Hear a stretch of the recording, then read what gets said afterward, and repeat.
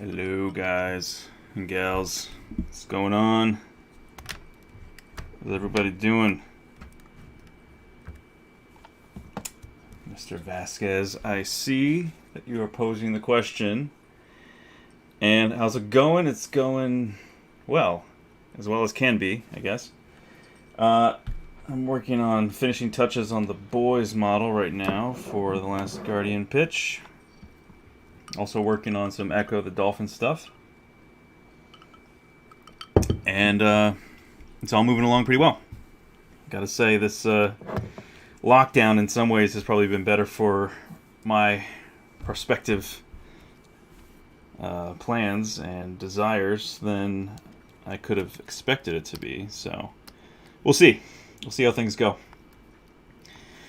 For those just joining and who don't know what the question is, I'm working on a short film pitch piece for The Last Guardian. Hopefully to save it from the horrible sounding leaks that have come out from the initial adaptation that's going on. They're just changing the whole thing from what the game was like into something else entirely, and I'm not a fan. So I've been working on this thing for a while now, and for anyone who knows me well, they know that this has been in the works for a bit, and I finally motion captured my whole self as the boy, did a whole bunch of other work behind the scenes here. Going to be using Quixel and Unreal, and of course tons of ZBrush sculpting. The boy's pretty much almost done. I'm going to be working on some guards. Some of the, if you guys played the game The Last Guardian, there are these soldiers that are all armor and like possessed armor essentially, that come after the boy and try to grab him and take him into this horrible process.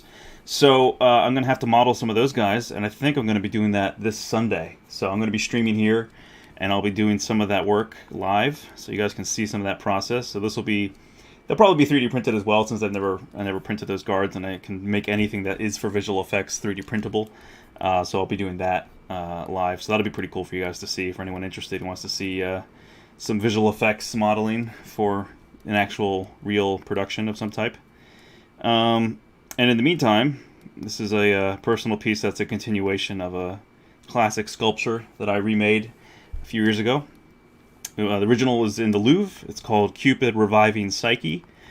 And this is sort of part 2, I guess you could say, when Cupid is ascending from Hades, or their version of hell, rescuing his love.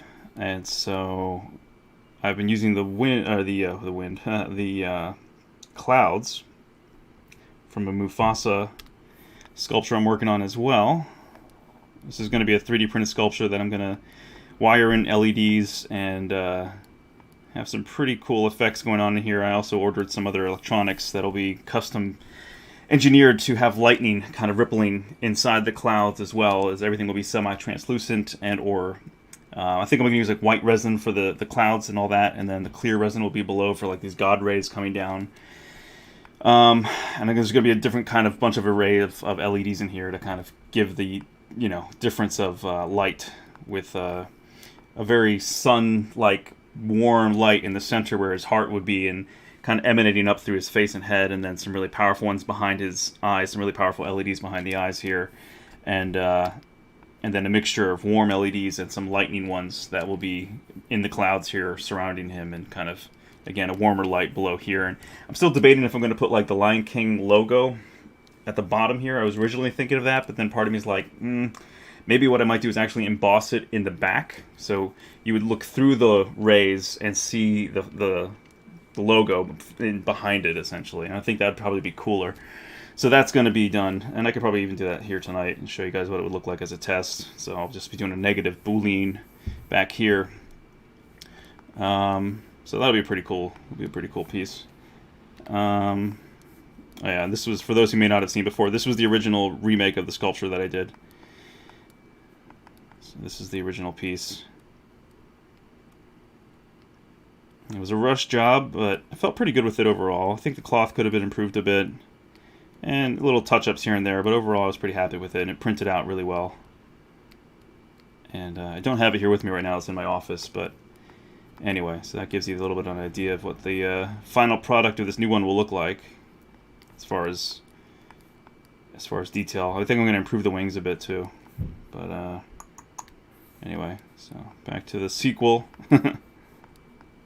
So I'm going to try to do an hour on this guy and then an hour on Mufasa, or maybe do a little bit more on Mufasa tonight, because I wanted to do an hour last time and I wound up kind of putting almost all my time into this one. But yeah, I'm going to try to move. So I may not be as attentive to the questions, but I'll try to do my best. It's just got to get more stuff done.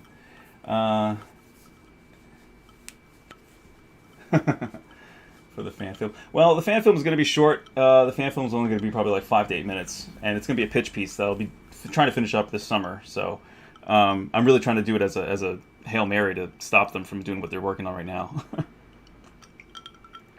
We'll see what happens. This is probably how something like this is probably how you wind up having like 6 different writers on one film, or variation of this, I guess, because what they're doing right now is just sort of just sounds. It sounds like a cliche of what happens to every video game adaptation, which is a writer or a group of people who don't understand the property get a hold of it, think that they can make it more relatable and marketable to people, when in fact they're negating the actual fans who were their number one evangelists for their brand, and in turn just poo-pooing something and making something that pleases nobody, or at least pleases a minimal amount of people, which is people who don't know the brand, who just watch whatever crap is put in front of them, and then negating all the fans who are their biggest evangelists, their biggest market, who would give most positive word of mouth, and so they're pissing them off, so then they're going to say bad things about the film to begin with. And it's just the same thing that happens all the time with every adaptation for every game movie, pretty much. I mean, Sonic was a weird one in that it worked, but I still think it could have been a lot better. At least they got the design right, and so people, I think, supported that, and I supported that, because it's like, at least they listened to the fans when it said, like, no, dude, it's pretty clear how Sonic should look, you know? So with this one now, with Last Guardian, they're changing Trico's name to Tree, which, first of all, it's like, that's idiotic, and just so stupid.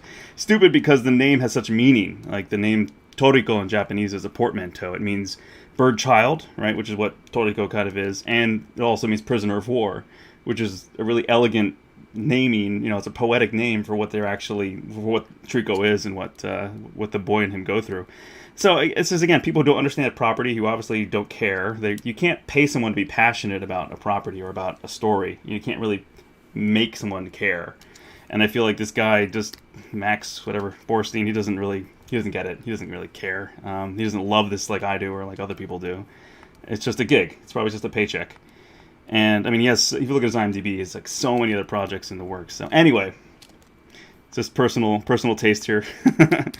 But, yeah, I mean, you know, if someone really firmly believes they can do a better job at something than someone else, I think they have to prove it. And that's what I'm going to do. So, anyway, the gauntlet is thrown down.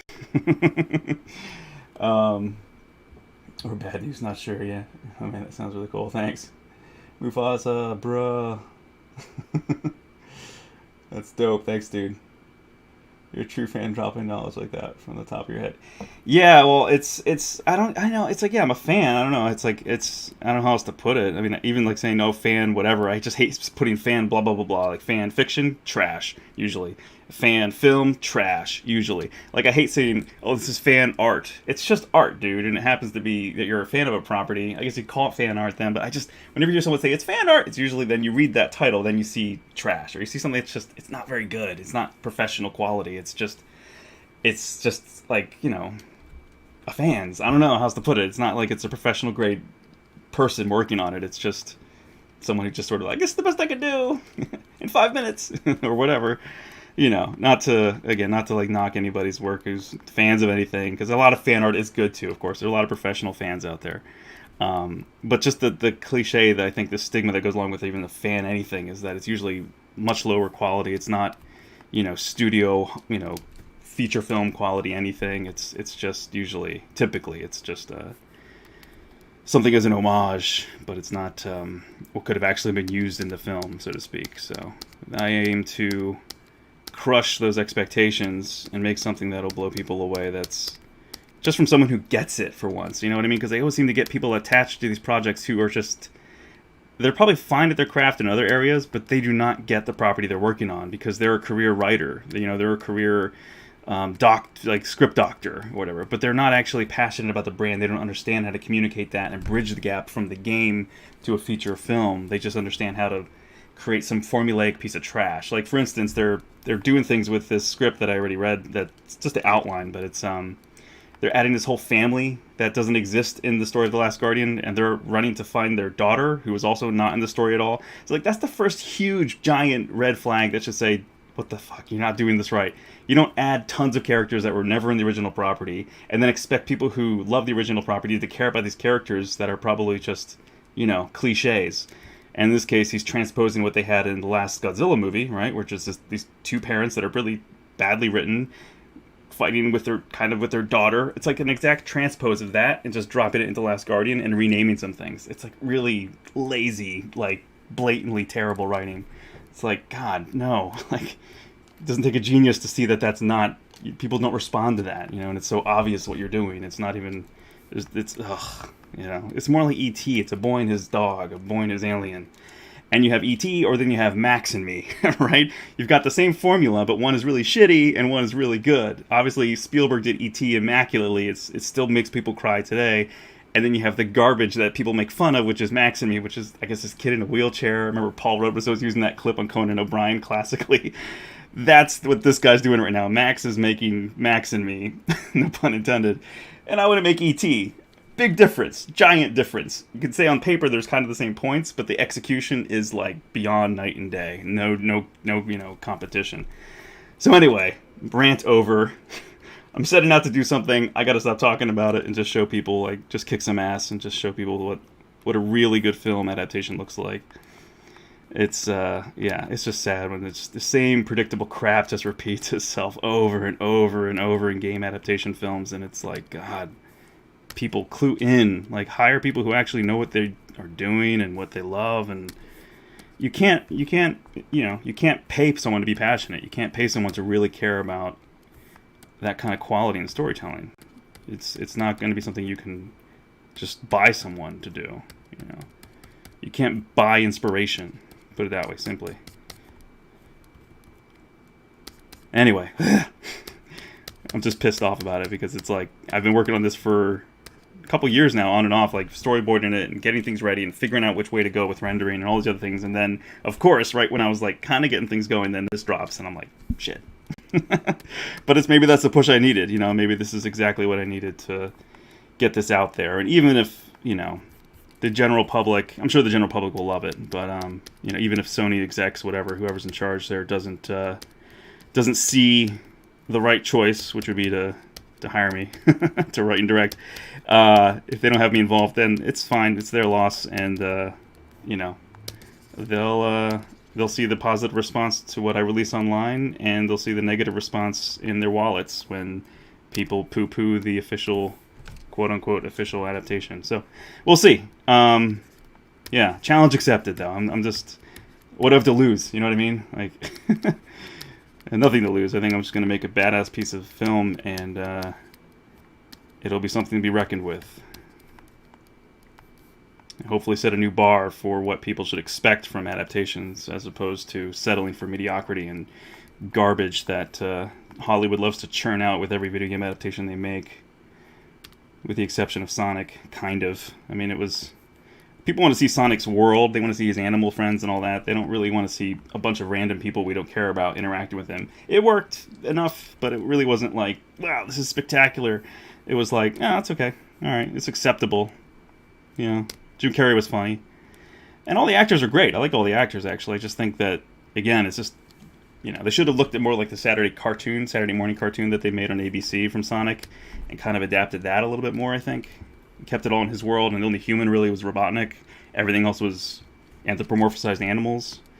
You know, they should have gone more Zootopia than, I don't know, whatever this version is, live action with Sonic. But that's just, again, personal taste. But I loved Sonic as a kid, so I was like, it's okay. They did a fine job. It's good they listened to the fans for design. But still could have been better, I think. Could have been a lot better. But at least it wasn't horrible. Like, it wasn't like, oh my god, this is terrible. And the design really helped a lot. Because if they would have kept the design like the original, like what we all saw and were like, almost vomited from seeing, it would have been disastrous. So, it's a good thing they listened. But that's the thing. See, that's someone who doesn't really understand the property. Because if he did understand the property, he wouldn't have ever told them to make this weird humanoid farce that was just horrific. clearly didn't really quite get the property, because all the other fans were like, dude, clearly this is wrong.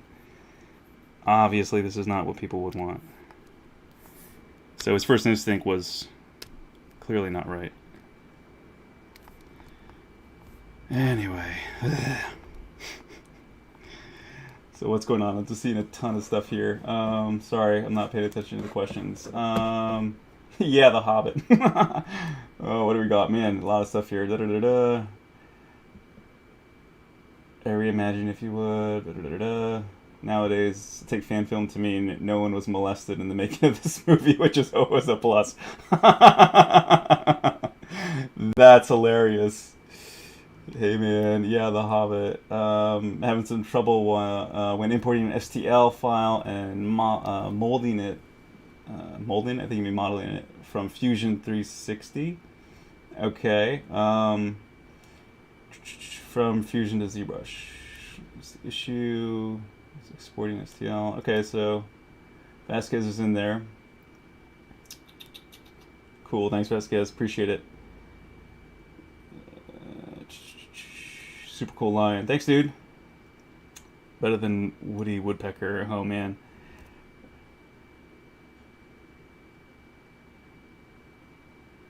This is the age of the producer. Yeah, you know, maybe you're right. And maybe that it will be a saving grace for me. Because I have some executive producer friends who, you know, they gave me some good advice. And they basically said, just do it at this point. They're like, what can you lose? They basically said what I'm doing. Like, just do it. And, get it out there. Do it. It has to be amazing. They said it has to be. You know, like, what do you think I'm going to do? I'm not going to do crap. I never do anything half-assed. It's like if my artwork is a testament to any level of attention to detail I put into things, I am extremely micro, macro, full package kind of person. I don't ignore little things. I don't ignore any of that. I super focus on the details, but also look at the broad perspective of everything. A good sculpture is like a good story. I mean, like anything, you got to start with basics and then get more and more detail as you move forward. Any piece of art, I think, any great piece of art, you can read it well from the far vision, right, from a long distance away, and then when you get in close, you realize how much more detail is in there to be enjoyed from different angles and closer view, and that's important, you know. And I think a lot of artists don't get that, and a lot of creatives don't get that, but a lot of producers obviously don't get that. But I think someone who really understands good art and how to communicate something meaningful, and also, it's like, you know, you're always going to have fans that don't pay attention to everything. You're going to have people who just accept whatever garbage you give them. But there are those who are a little bit more refined or a little bit more educated or just appreciate the arts more, and they'll be able to see that there is care put into certain things, and they will care about those elements of detail. As well as just a good story versus a bad one, right?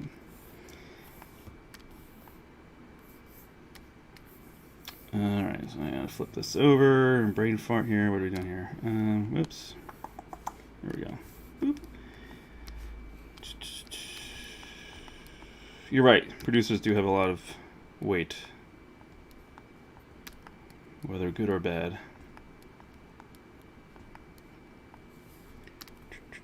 So I'm just doing a little bend curve here, which lets me warp this guy with a lattice, which is awesome. Just remember which one to... I always forget which one of these does the extra... There we go. The extra dots to manipulate stuff.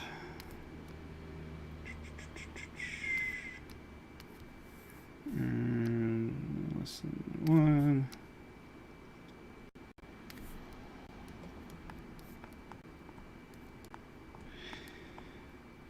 Yeah, there are times when productions just need to have someone come in there and just take a wrecking ball to them. Sometimes it's like, no, this is not right. Please stop.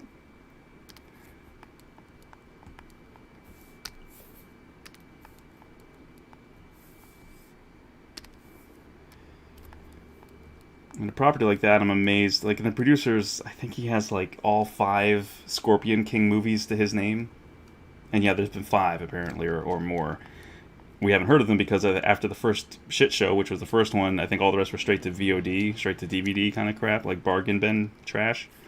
So that's a little scary that he's the producer on Last Guardian. It's like, that's literally like having him produce E.T. Like, that's not going to turn out well. Like, why would you assign that person to such a beloved property? Like, what are you thinking? Ugh. Oh, it's like such a huge oversight. I don't know who let that happen, but God, I hope I can save it. You know, it's like the Resident Evil movies. They're all terrible. I mean, people watch them and kind of enjoy them for being like stupid action movies, but they didn't have that level of maturity and seriousness and weight that the first couple of games really had, and that's what made them the game so appealing. Is that it took themselves seriously, even if they were a little cheesy or very cheesy. The property still took itself seriously, and you adhere to certain characters, you follow certain characters throughout the game, and then they were like, nah, we don't need to listen to any of that. Let's just put my wife, the director's wife, Mila Jovovich, let's put her as the main character that didn't exist in any of the games. Dumb. Oh, God. Ugh. Let's make up a computer system that didn't exist in the games and make it the nemesis of the whole first movie. And let's make the movie more like a video game than the video games were, as far as like they're walking through rooms that have different traps and all that. I'm like, dude, no. The second movie had more elements of the games in it than the first one did, but it was still so bad and cheesy and just ugh. And they just kept making them because people were like, hey, these are dumb, fun action movies, but it wasn't anything like the property that originated from. So anyway. Ugh.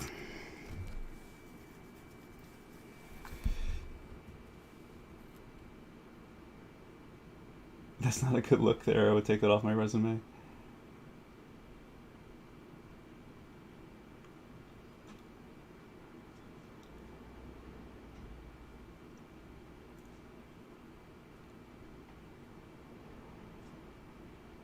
The best WH-40K movie yet. I will say that Event Horizon was great, but the Resident Evil movies were not. Event Horizon is great. I do like Event Horizon. I think something just happens when people get a property of a video game and they just know it's a video game. Immediately they think, because I don't know, a lot of these guys aren't our age. You know, they're older, and so they look with almost a weird filter in their brain when they see something that's a video game. Something else comes in front of their brain and says this needs to be changed dramatically. It can't be mature as it is. It can't work as it is. It has to be radically changed. And that's really dumb, and that's really just ignorant of knowing what games are like now, or understanding how they can be transposed into film, or if they should be, right? I think some things probably shouldn't never be, they can't make good films. But something like Resident Evil, especially something like Last Guardian, I think almost works better as a film, or as good as a film. It's just, again, having someone who understands and respects the property. But yeah, Event Horizon was good. I liked Event Horizon a lot. I remember when that came out, it really felt like, I saw some behind the scenes somewhere, they were talking about how there were a lot of things they cut out, actually, or that felt like were too graphic or too scary, or they had different ideas, but and so I feel like they did pull their punches a little bit, but barely, because the film is pretty good for a horror film. Really exciting sci-fi horror film.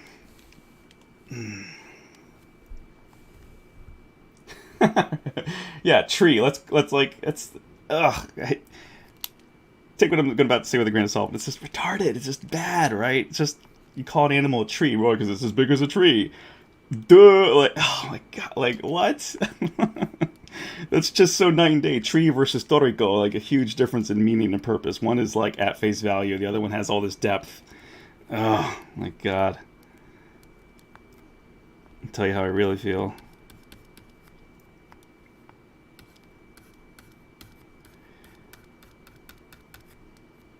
I think people just, they don't, a lot of, I don't know, I mean, maybe that's the thing. Maybe a lot of professionals, for some reason, don't seem to get it when it comes to adapting games. They seem to do a better job adapting novels and books, but when it comes to games, maybe that's because novels are a written medium, and so you can have elaborate details in written form, versus a game which is all observation and interaction. So it's almost like you're kind of adapting remaking a film, sort of, and maybe that's where the challenge comes in the way that their brains interpret what they see. Maybe they don't, because a lot of them probably don't play the games at all or the whole way through, so they'll just watch clips or watch their friends play, or it's not, their investment isn't the same. I don't know, but it just seems weird how it's such a consistent low bar for like 99% of all game adapted films. They're just trash. They're just garbage bad, like embarrassing bad.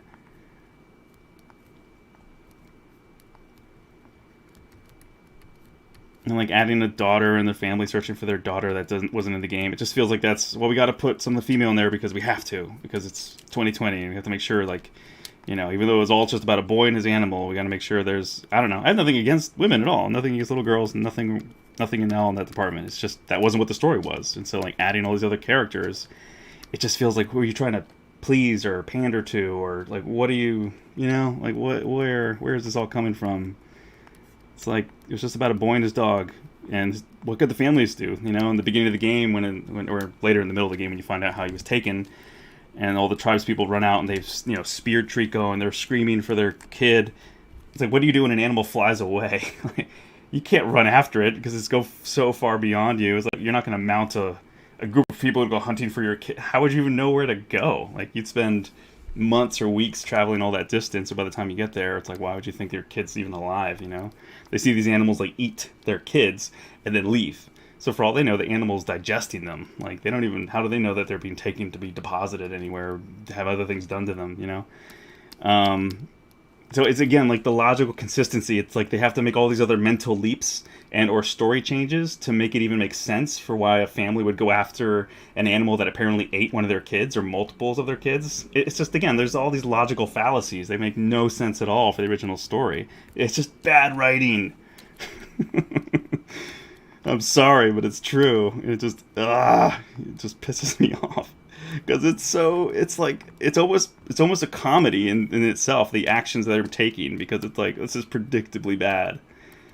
Ugh. It's like, Sony, do you want to make money, or do you want to make trash? Like, do you want to make a lot of money with an amazing film, or do you want to make garbage? Pretty obvious choice, I think. Pretty easy choice here. You want to make a lot of money, or do you want to make an embarrassment?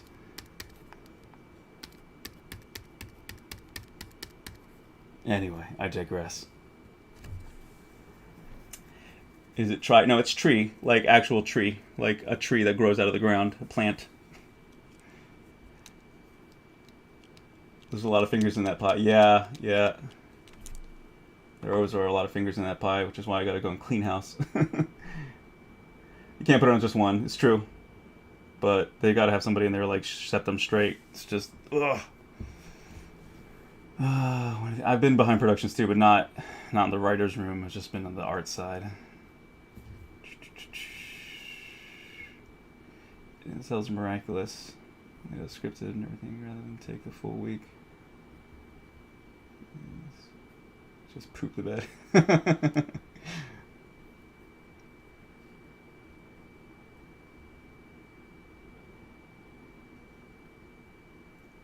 Virtue signal the game. Do you know Ashley A. Adams? The name is familiar. The name is very familiar. Why? Isn't that the shitty movie formula that it's safe money? It seems hard to convince people to move away from that. Yeah, except safe money is like, that's the thing. They're trying to make a safe movie with a brand that's known. So you want to do what fans of that brand love. You don't want to create something that's completely alien from that group. That's like, you're asking for failure. I don't see why they don't got that through their thick heads yet. Like, God, we have so many examples of that over and over and over. Every game adaptation is trash. Every single one. The exception, sort of, of Sonic, because it made money. To their game division, yeah. They're making better movies, Last of Us 2 notwithstanding. Yeah. Yeah, well, The Last of Us 2 was just trash, in my opinion. They got the wrong people in there.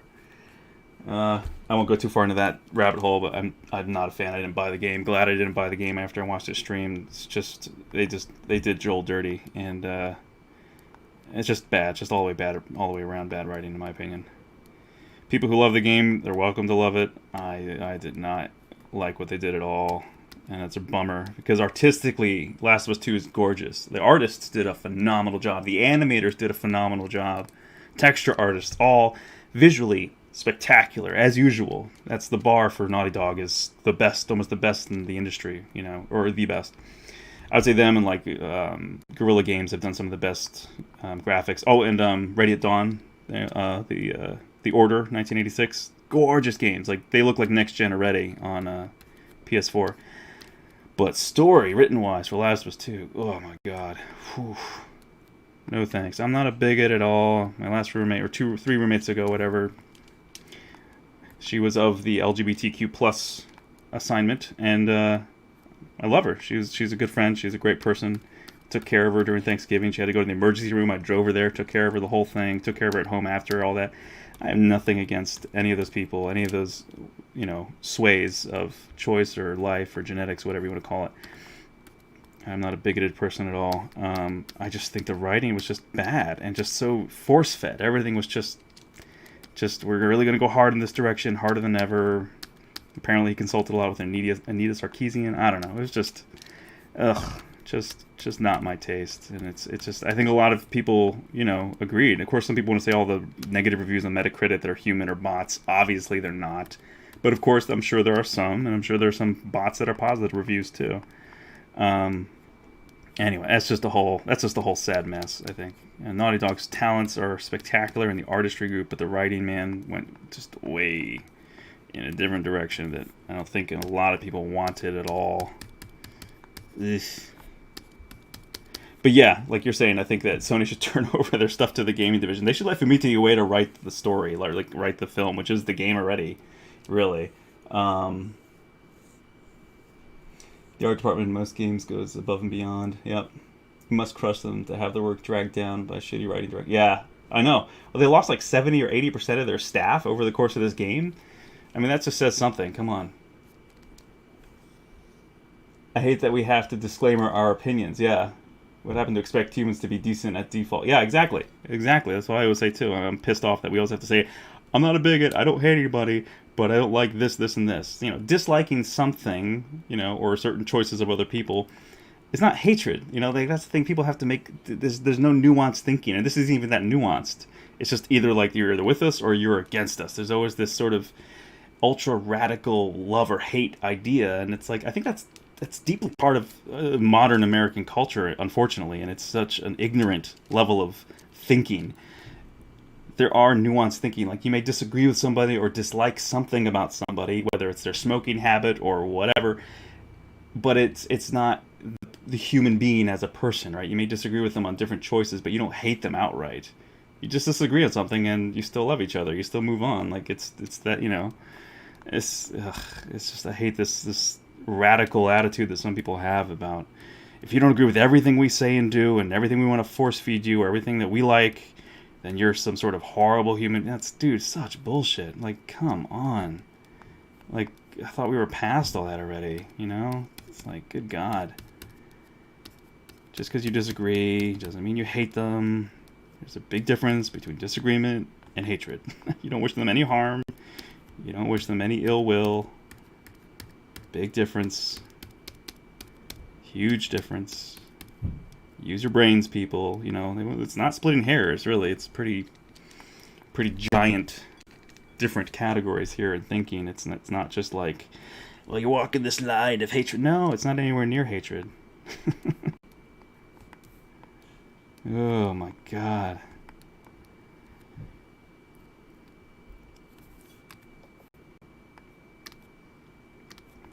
Yeah, things need to be fixed up in our culture a bit. I think everything's just going a little too far, and people are getting too angry with each other, and it's sad to see it going the way it is right now. I think it's kind of crazy out there, and I think we need to come back to a point of peace, and we need to focus more on love, honestly, and love for our fellow man and woman, for our fellow human beings.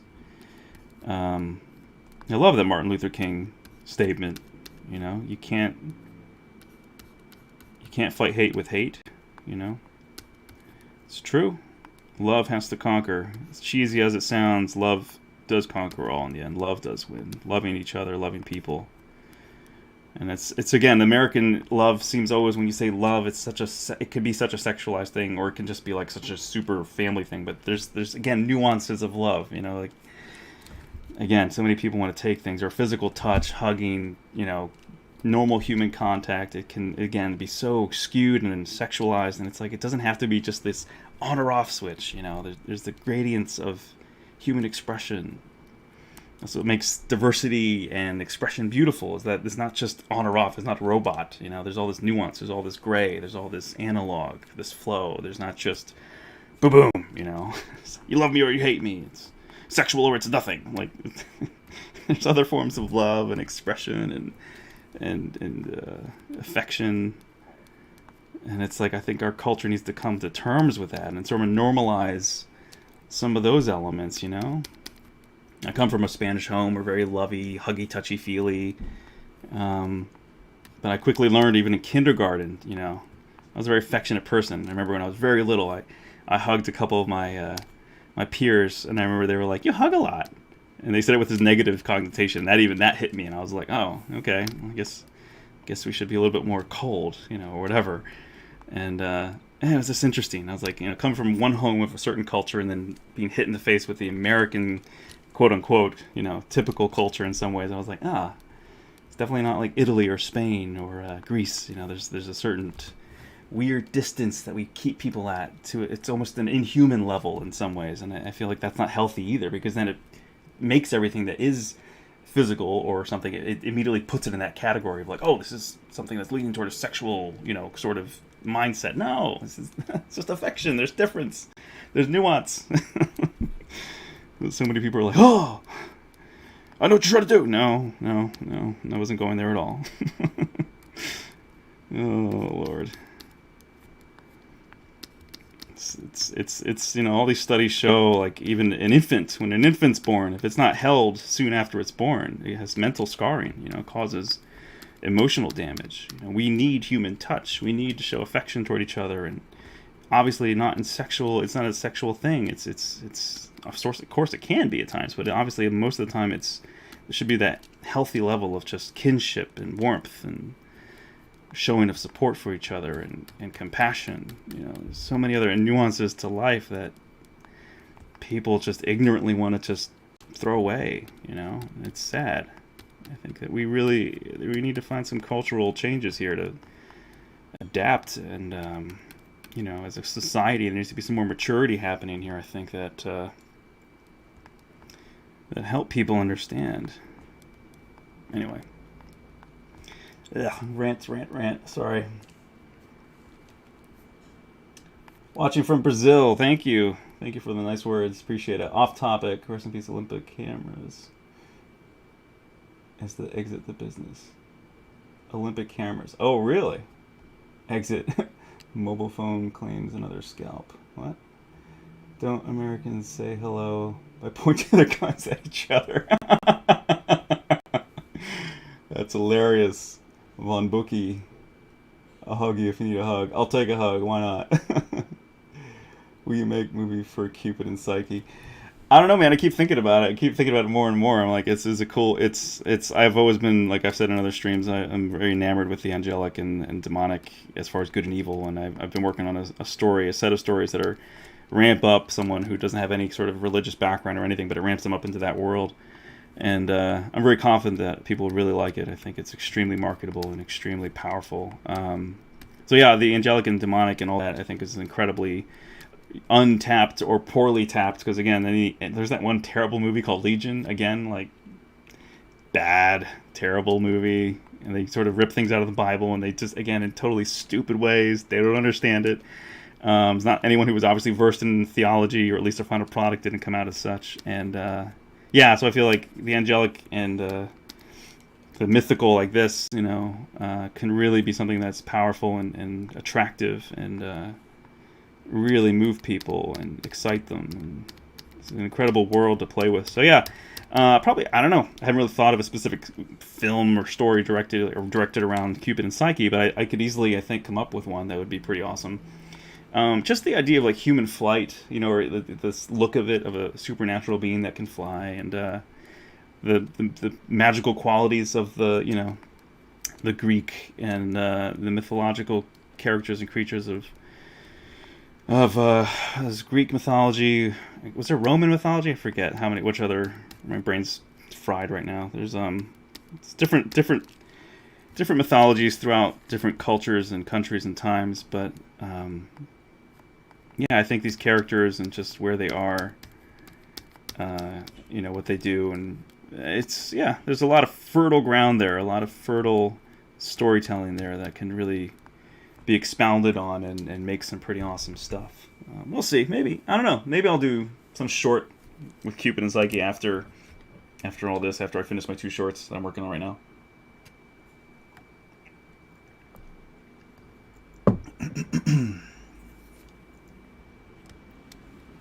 Make it in Mobius style.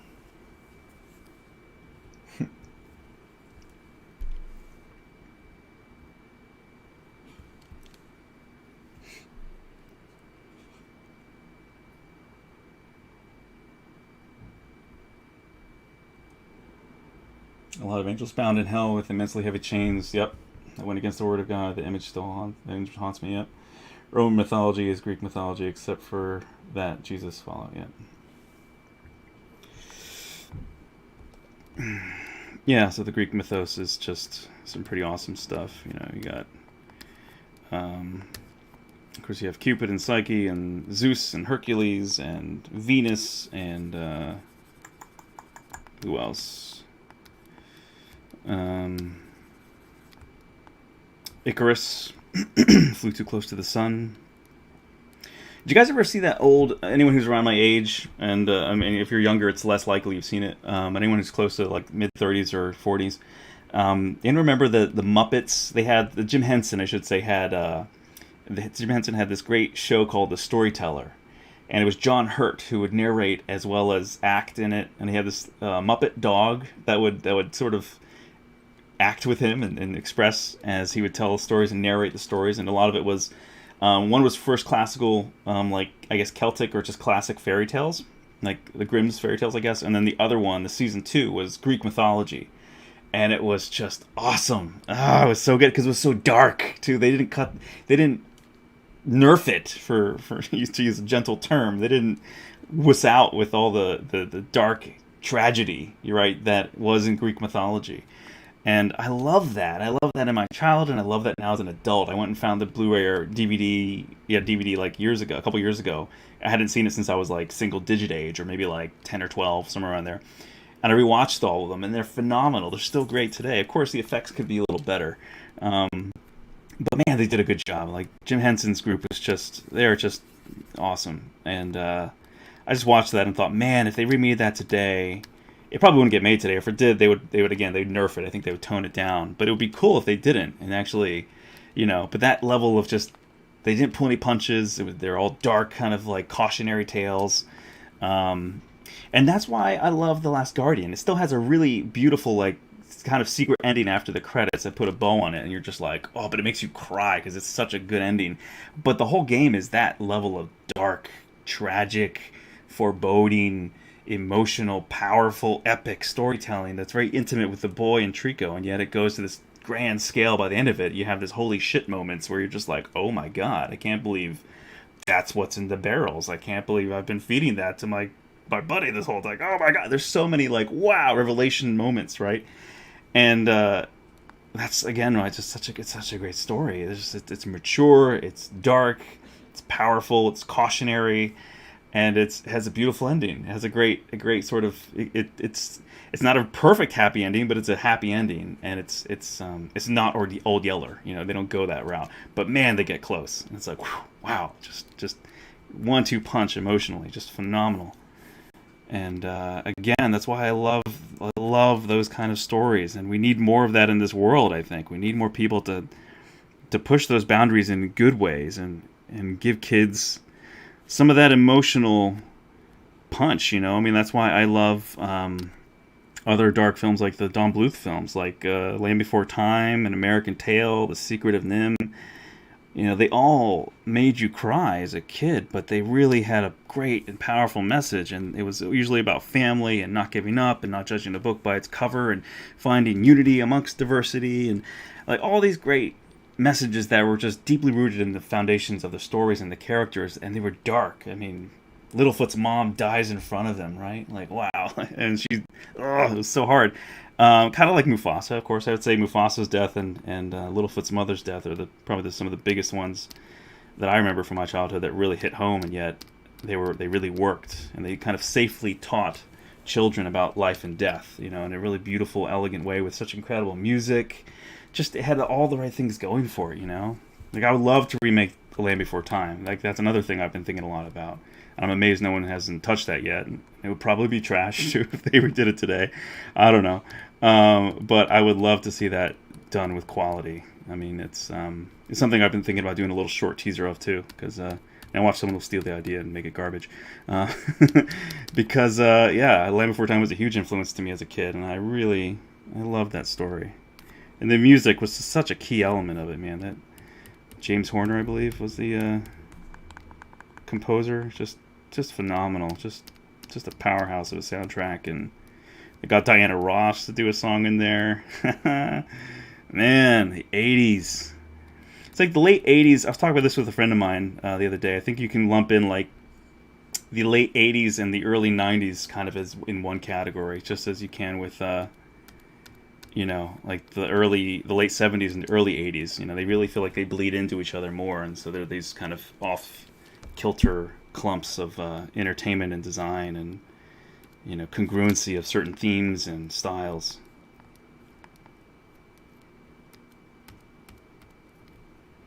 Anyway, season 2 didn't have John Hurt. That brought down the for me. Oh yeah, that's right. They changed it out. I forgot about that. You're right. You ever seen that bulge in Labyrinth? No, what? The bulge in Labyrinth? What? Jim Henson went back and found the earliest version of the folk tales they could find. Yeah. By the way, does anyone know how to make rock soup? Folk tales and poured treacle over everything.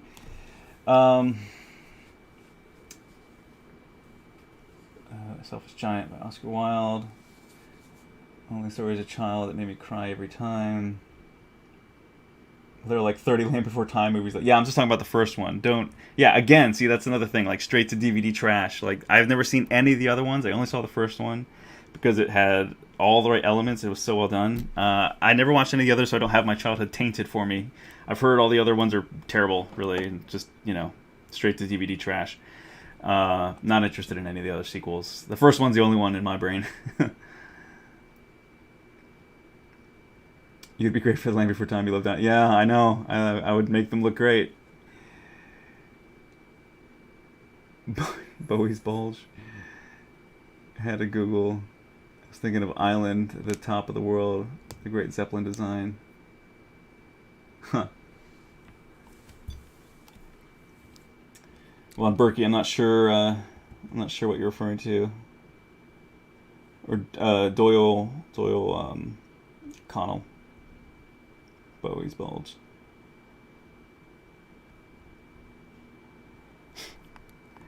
Labyrinth, creature design was cool, but I mean, honestly, I remember watching it like once or twice, and I never really was like that enamored with it. I think it was okay. It didn't really hit it for me though. It didn't really like make me think, wow, you know, it's probably more for girls, wasn't it? Maybe, am I wrong? Is Labyrinth more of like, is it more for women than it is for dudes? I don't know.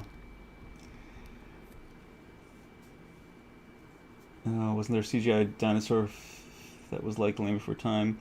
There was Dinosaur by Disney, but great animation, again, pretty good animation, but they made it weird with like these lemur-like creatures that raise Aladar, right?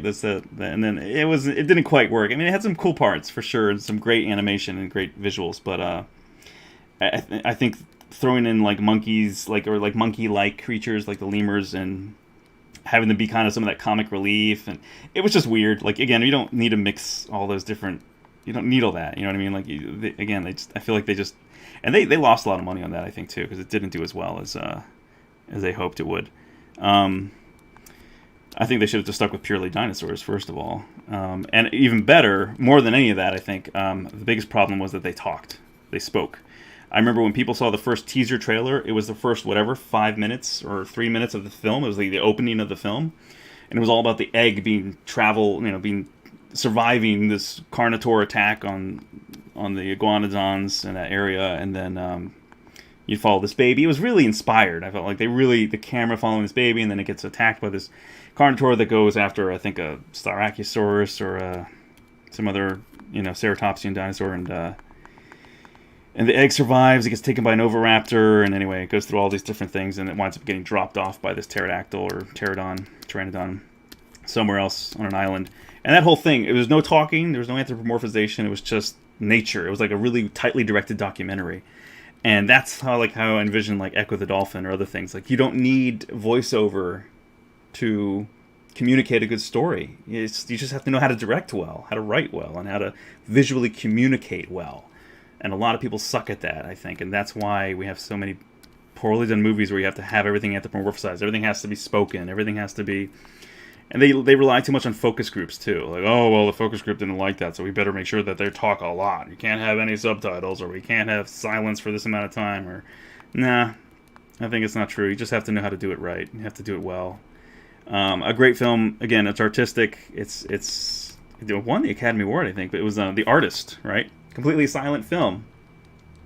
And humans acting, right? And you could tell what they were meaning or doing by their pantomime and their motion and body language. And it was a beautiful film. It was fantastic. I loved it.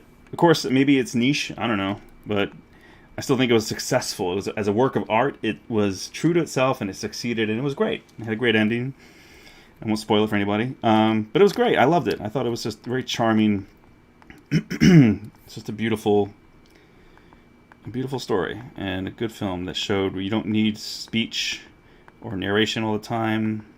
I think a little narration here and there is fine, but so much of life is nonverbal, right? Isn't that what they say? Like 80% or something percentage, like higher percentage of communication between humans is nonverbal, right? Like subconscious.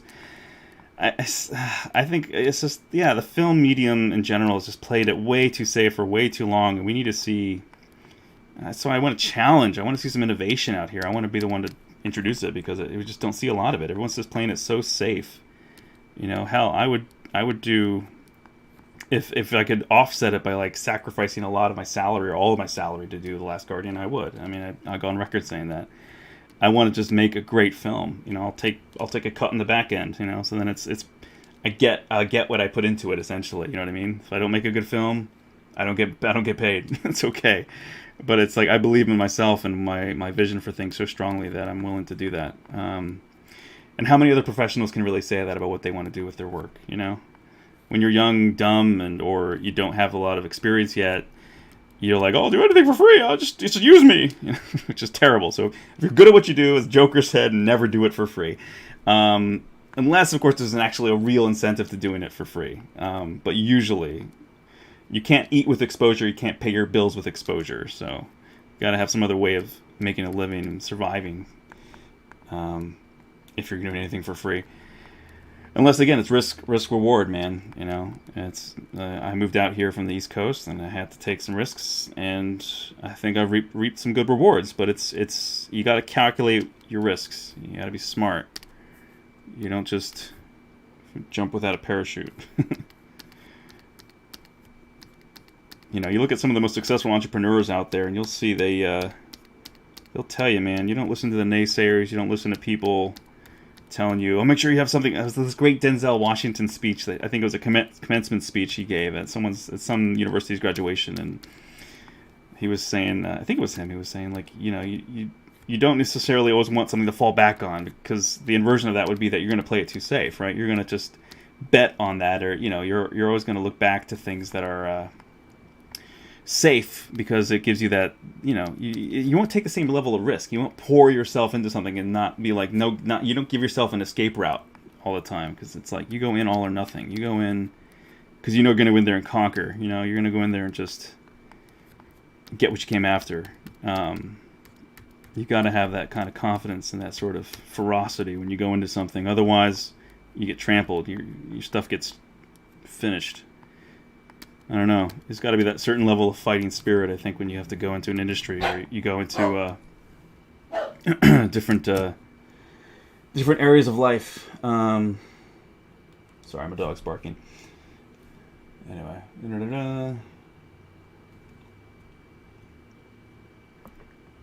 The artist is wonderful.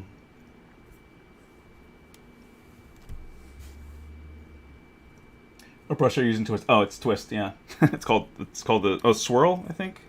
What is it called? Spiral. There we go. Spiral. That's the brush I'm using. And it's right there. Right here. Sorry, I was late in doing that. Focus groups are never made at the intended target audience. Just tell the producer that. It's a January film. That's pretty funny. Yeah, exactly. It's Oscar bait film, man. It's for the Oscars. Yeah, Spiral Rush, you got it. Yeah. Would the artist have ever made it if it wasn't for Wally? Yeah, good point. Yeah, dude. Again, Wally, great example. I love all the moments where there is no talking. There are no humans. Again, the humans kind of drag it down a little bit, or at least not drag it down, but they don't make it as great as like the first 20 minutes, right? Where you have just Wally pantomiming, doing all this stuff, expressing himself, but with no words. And that worked. It worked so well. Like, why are people so doubtful that you can... It's probably because people suck at writing that kind of stuff or showing proof of concept. I don't know, but Wally was fantastic, especially the opening. I loved Wally. And, yeah, I think it's such a great example of that. Of things being communicated without words. Just good music, good direction. That's all you need. Good sound design. You know, good acting or good animation in that case. It's really all you need, you know, for certain things. You know, there's all types of different genres, but I think for me, and when I look at things like that, film like Last Guardian, where it is really minimal speaking, film pitch like Echo, which I'm working on, maybe a little narration from a central character. Intersparsely, just sparse, very few. That's all you need. You don't need voiceover. You don't even need subtitles. You know, you just need a good writer and director. Someone who knows what they're doing, has a clear vision for it, and can make it happen. And who understands how to communicate visually. That's like the biggest thing, right? Visual communication. That's what this medium is all about. Film. And so many people don't understand that, I think. Like I've always said before, if you can listen to a film and understand exactly what's going on like 99 or 95% of the time, you're doing something wrong. Like, that's bad. It's a visual medium. You need to have people have to look at it. They have to see what's going on to really get the impact, you know? Use your camera like a photographic camera, I think, too, a lot. Video cameras are great, but you have to also be able to have amazing composition and really have striking visuals. I think it's like a crime. You're doing a crime to yourself and to the medium if you're not making something that is worthy of being screenshotted and put on a poster in a frame, almost like a photograph. You know, I think that, like, The Matrix is so great for that. I feel like they did such a great job on making a film so photographic, you know what I mean? So graphic, so beautiful, and like so many shots are really artistically designed and well thought out. You know, well storyboarded. I think that's such a great achievement. I think the first Matrix film is a perfect example. Even though it's like a lot of sets are dirty and it's, you know, grungy and it's not totally beautiful in the sense that it's not like a beautiful landscape or whatever. It still just has such a powerful visual communication element to it that a lot of films, I think, do not have. And that's a testament to the Wachowskis hiring good artists from the comic book industry, and a gentleman whose name is escaping me right now, but he designed a lot of the Nebuchadnezzar and the... I met him too, it's terrible, I can't think of his name right now. But he's awesome. He did such a great job on the all those things. The Nebuchadnezzar, the chairs, and the squiddies, the sentinels, all that. He just had such a great eye for that. Again, because he's from the comic book industry. He just had such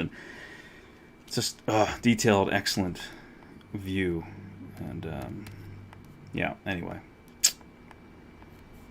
I don't know why I'm coming out with guns blazing tonight, just impassioned about what I'm working toward, but oh well, hopefully it provides good entertainment for somebody. And I think we've just hit that hour-ish mark, so I'm going to jump over to Mufasa here in a minute.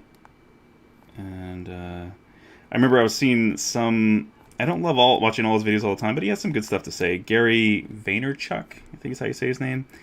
I know some people hate him probably, but yeah, some good advice to say now and then, I gotta say, especially for young people and entrepreneurs, or people who just want to find some inspiration. And he was saying something about, someone was asking about I forget how, but the answer to their question essentially was, I think it was something about, like, people say you should focus on one thing at a time, and he's like, don't. Why do you have to focus on one thing at a time? It only means that that's what works for them. It doesn't mean that you can't focus on more than one thing at a time, or that you don't have to, find success through having multiple areas of interest and focus simultaneously. Of course, the traditional way of thinking is you work on one thing at a time, and then you move on to the next. Otherwise, you're splitting your attention too far and thinning yourself out, and that's not good. And I can understand the reasoning, the conventional thinking behind that. But for me, I'm one of those people too, where it's like I need different projects going on simultaneously at times. And also because I usually have so many things on the back burner that if I don't get started on some of those, they're going to be, I'll keep pushing them back, and I don't want to. There's certain things that really have to push their way to the forefront for me at times, and so.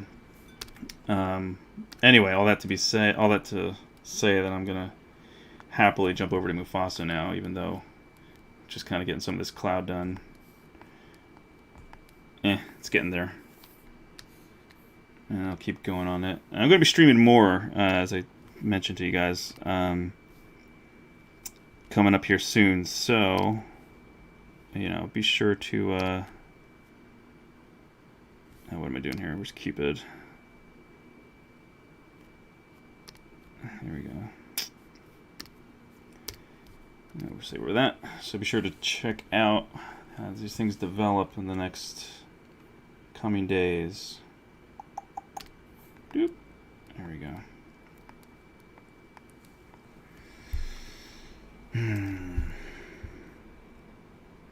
Might try. I was just trying to think, like I was talking about earlier. I'm thinking about putting the Lion King logo in reverse back here, so you see it through the God rays when you look at it from the front. Of course, if you're on a desk, if this is on your desk, your head's usually above it. So it's like, that's the other thing I struggle with. It's like, when you're doing something from the scale of a film and you have it way above you in the camera and your camera's low, you can dictate perspective, of course, and it's all within your control. But when you have a physical statue on your desk, it's like you almost have to have this elevated to really appreciate it, like on a shelf or something. So, but I don't really know how else to elevate this without it looking weird, because the ground would be here, right, or the lake, and then you have your sky and then your clouds. So I guess you could make the God rays really long, but then that means that's a huge amount of material to print. To have it raised up, and that's not really that realistic. Plus, I think that would just look weird, right? Like, let's see. If I extend this. Just do a quick and dirty version.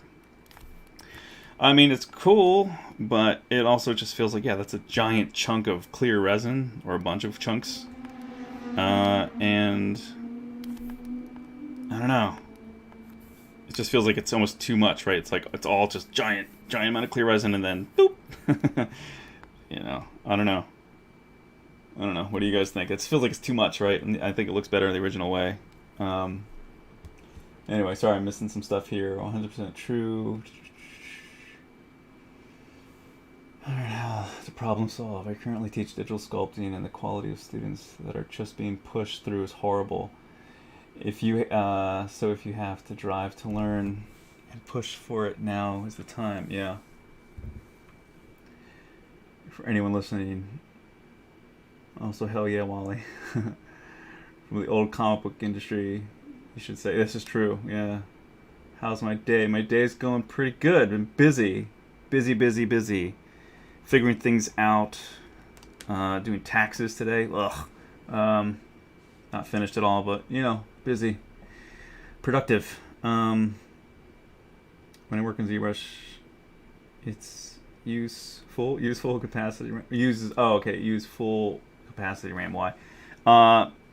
It's because that's how it is. I think it's just designed that way to take advantage of CPU and RAM. Ground texture cracked with puffs of synthetic grass. It should help the base. Also, don't get sued by Disney for putting the logo.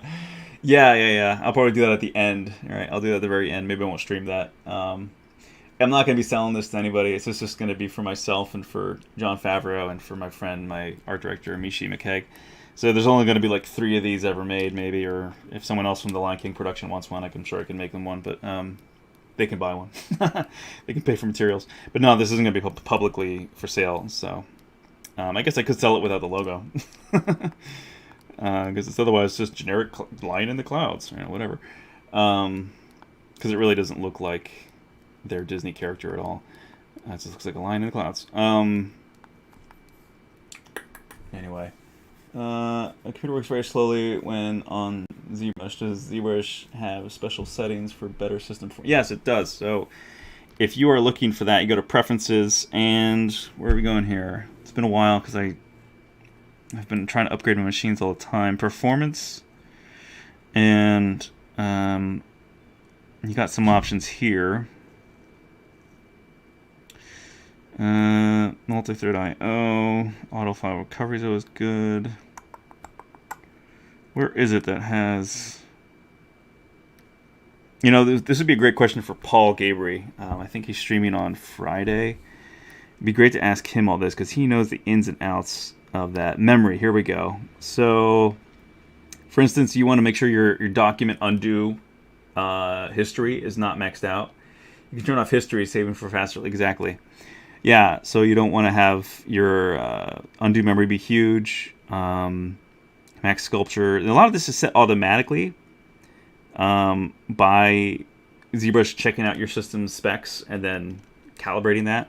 But yeah, I would check with these, and then I would also, like I said, even check with Paul Gabry on Friday. I think he's streaming, and he's like your ZBrush guru, man. He knows it all. I'm sure he can walk you through that better than I can. I'm just lucky in that I have built a beast machine now where I'm running some pretty good stuff. I know there's a motherboard out there with like 256 RAM you can put in there. I only found that recently. If I would have known, it was only like $50 more too. I would have gotten that because but then you got to pay for all the extra RAM. But I have 128 gigs in mine right now, so it's pretty hefty, and a decent i9. I think it's a 12 core if I'm not mistaken. So it's not huge, but it's not it's not bad. You can go bigger and all that stuff still, but it's a pretty good machine for now. So I really don't notice anything that has lag or that gets choppy with ZBrush now. It's because ZBrush is the problem, so to speak, not my machine. And I think eventually they're going to be going to incorporating graphics cards. I think that's coming at some point. Using GPU because they need to. It would just make a lot more sense for this to take advantage of an RTX card or the like. Some sort of GPU would be great, so that if you have the power, ZBrush can go even further.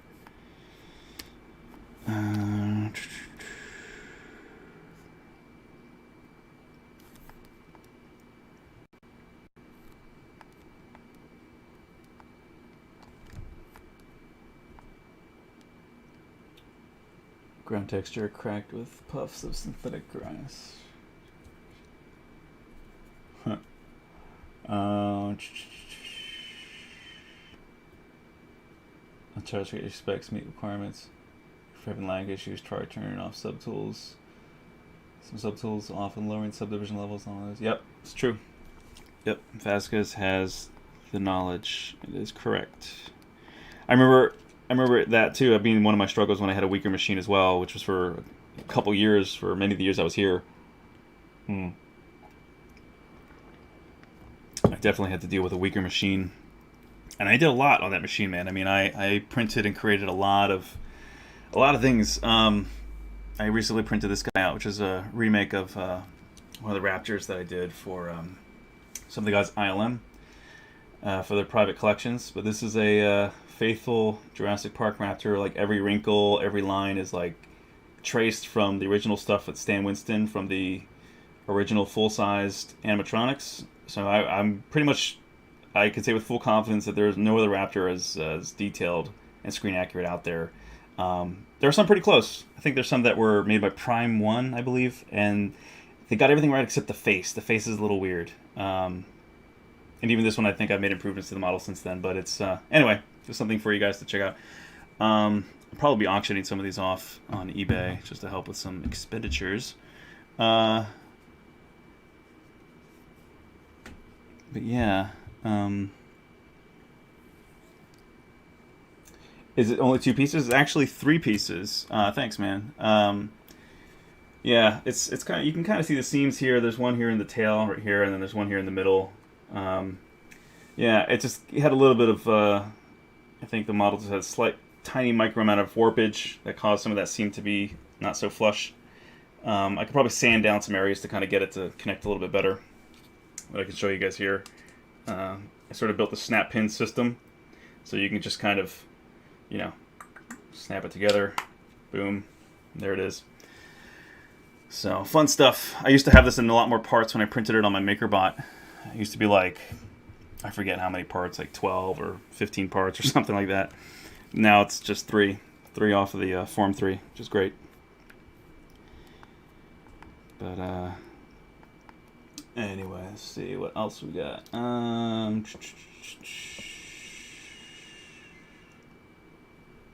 it's SLA. This is SLA. I used to do them on FDM. Here's an FDM one, actually. This is all FDM. And you can tell by the teeth, but otherwise I'm pretty proud to say, like, the quality I was able to get out of the MakerBot was pretty insane. I really worked to calibrate it so that it would get incredibly fine detailed layers and just let it print for hours. And so this is the head of one of my running attack Raptors.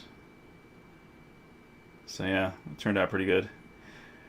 Teeth are the problem though, because there's such fine detail that you can see it just kind of really doesn't get the tiny detail. But the top part has teeth that insert, because I had to print them with the teeth pointing up so that they wouldn't have any supports and they wouldn't break off. So engineering feat for a FDM machine. Thanks, dude. Appreciate it. Yeah, it's printing, man. It's got its own challenges.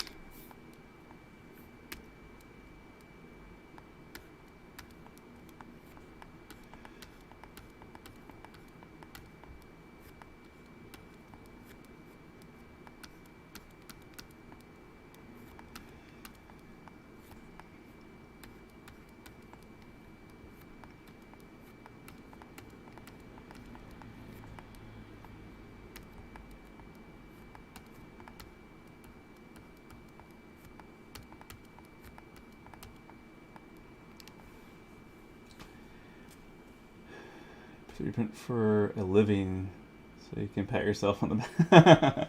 Yeah, thanks, dude. I appreciate it. Yeah, 3D printing has been a big part of my living too, lately. Or, I mean, in the last couple years for sure.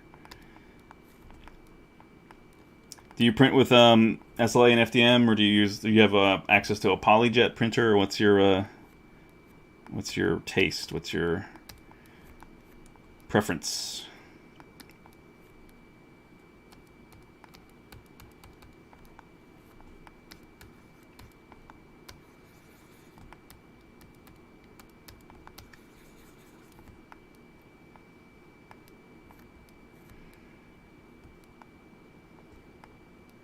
I know. I wish I had a PolyJet too. Stratasys' stuff was incredible. Remember when the J750 was like the thing, because they could do color and multi-materials with different durometer strengths. But I think now they have a new one that's even more accurate for color, so you can 3D print in color in plastics that have different flexibility levels, like different durability, which is pretty insane. It's pretty awesome. But yeah, those machines usually are around $250,000 or something. They're not cheap. And unfortunately, I don't have $1 million burning a hole in my wallet, so I wouldn't be able to afford one of those. Nor do I print enough to like make it worthwhile to own one even in the first place. If I was a multimillionaire, I guess I'd get one just for fun, but good God, that's a lot of money for a toy, essentially. Print some cool prototypes, print some nice fixtures. It's like, you know, it makes sense for a corporation to have that kind of stuff. It doesn't really make sense for most individuals or artists too, unless you're, I don't know, you could print some pretty awesome art pieces on it, that's for sure. A friend of mine, Anouk Wipprecht, I can't say her name right, but she's this amazing Dutch artist who does this incredible dresses. This one's called the Spider Dress. Really got a lot of media coverage where it has sensors. When someone gets too close, the dress extends these like spider fingers out from the shoulders to keep them at bay, to keep them back. I just did an interview with her. She interviewed me actually on G-Star, which is this cool high school in Florida that invites a whole bunch of artists and professionals to come talk and whatever. And we did a little online thing. It was cool. She uses a lot of stuff that's like materialized, and they use a lot of polyjet technology and printing, and it's her dresses and things she produces are awesome. She works a lot with car companies and other companies to do like promotional dresses or unique kind of wearable technology sort of thing. But yeah, she's a really cool individual who is highly skilled and versed in all those high-end 3D printers. I used to use one that was a higher-end one that was, now it's like garbage, I guess, but it was a Z Corp 450, I think was the number. It was like SLS, so it was like laser sintering on a powder, like a big powder keg of it was like the material would seal up and kind of become like a porcelain kind of quality. So it's the last kind of thing you'd want to move around or have anywhere really, because it was just like sandstone, porcelain, rough, shitty. But it's what they had at this one theater I was working at for a while, and so that's when I really got my feet wet in 3D printing to begin with. So it's funny because it's a big machine for such a basic volume that was probably like the size of the 3L from Formlabs. So it was a huge machine for a relatively small, I don't know, it was like a foot by a foot, probably like a foot squared sort of. Anyway, yeah, it was interesting times. So I've been thinking more about this, and I think I want to have this kind of, I've been planning to have like a tunnel of clouds behind him here, so I think I'm gonna do that and see how fast I can do that now. Because I kind of want this to be that like ultimate, this penultimate moment, when he has that spherical or cylindrical trail, like tunnel of clouds behind him in the original. So this is all like an homage to the original, because I still love the original the best. It's hard to beat it.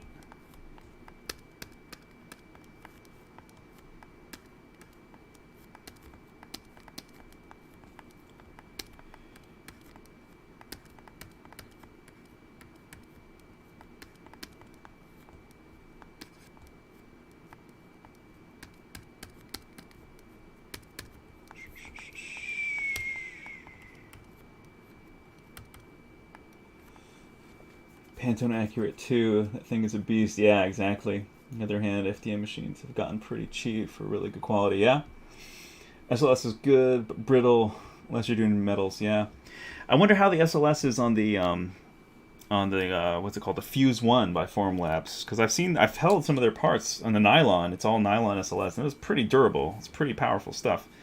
I mean, they made like bike seats out of that, and shoes and other things. They made like really, really durable, like everyday use kind of stuff. I think that might be a game changer. And that's about 20, I think it's 20 grand, or maybe it's 40 altogether. I forget what it was. I remember it was like the machine is one price, and then to get the extra like vacuum system which you need for it, that's another 20 or another 10 or something. So it's either 20 or 40 grand, so it's still not cheap. It's like buying a nice mid-range car. So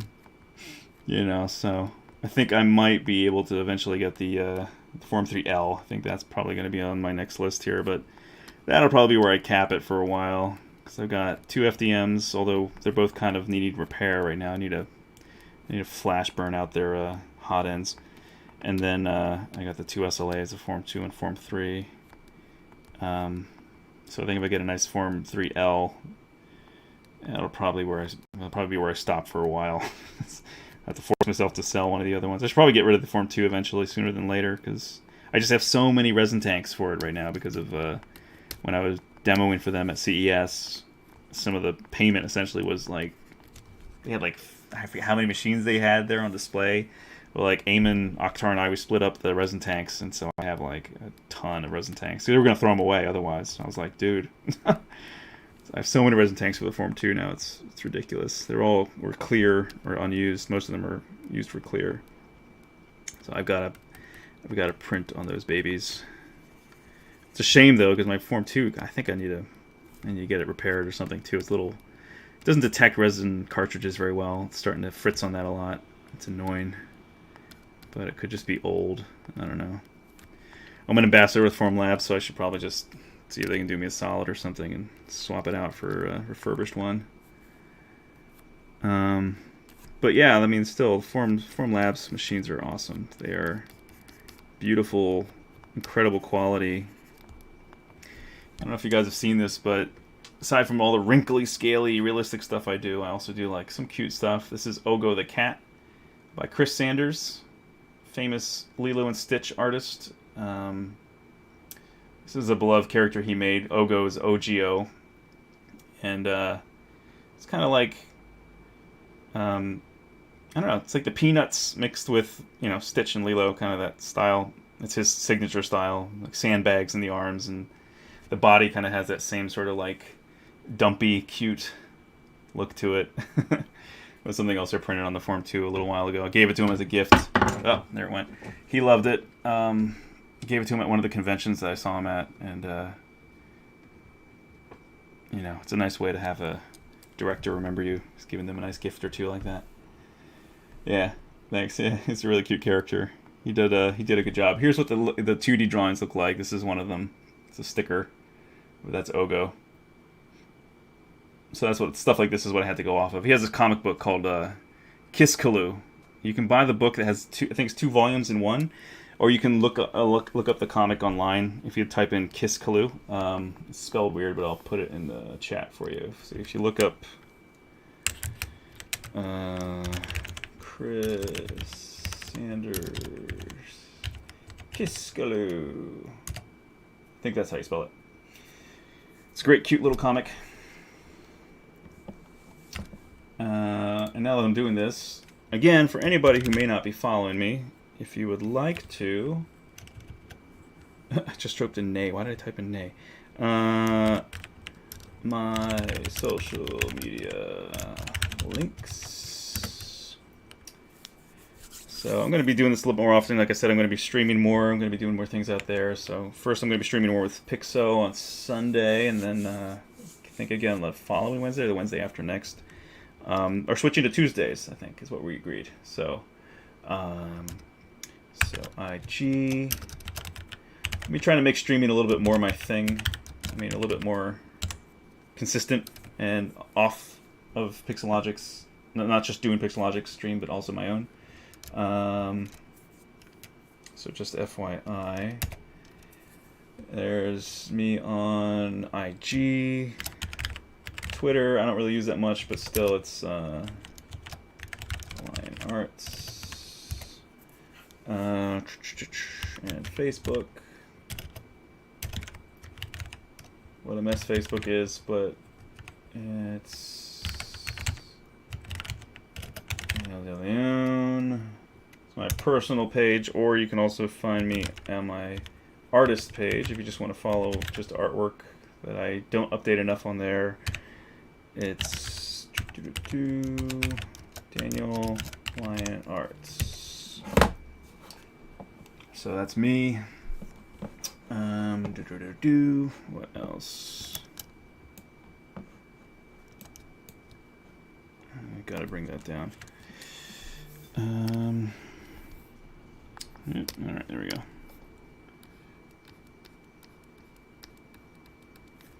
And what is that other... There's one other link I've been meaning to do, because people are like, dude, you should... People were saying I should create a digital tip jar. And I'm like, you know what? In these COVID times, if people can throw a buck or two out, it's helpful. So, I think I'll do this here. PayPal.me. Yeah, okay. So this is it. If anyone would ever like to throw some support my way, I'm not expecting anyone to, but it does help a starving artist. PayPal.me. Is that what it is? PayPal.me. How does that work? Yeah, PayPal.me/Daniel Lion Arts. If you want a tip, I appreciate it, but no obligation. Don't expect anyone to, but it's there. I got to figure out how to take Bitcoin too. I've been investing in that a little bit, and it's we'll see. We'll see if it really returns anything. Really, it's a little positive there now, but it's like anything you invest in, you got to let it sit there for a long time and hope that something positive turns out of it. You know, threw in a little cash in a Bitcoin just recently when everything kind of tanked at the beginning of COVID. So we'll see. We'll see what it does. But if anyone has any spare cash to invest, I say also look at Bitcoin. You know, look at some stocks you know will come back up. You know, maybe some of the airlines. You know, stuff like that. It's a good time to invest for sure. And hopefully things are turning around here soon. We'll see. The world is crazy right now.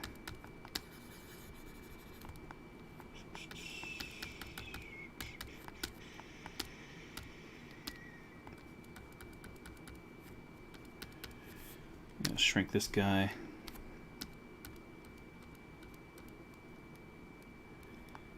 I feel like that one's just, yeah, it's taking a lot of space, but it's not really doing much. Let's turn that thing off for a second.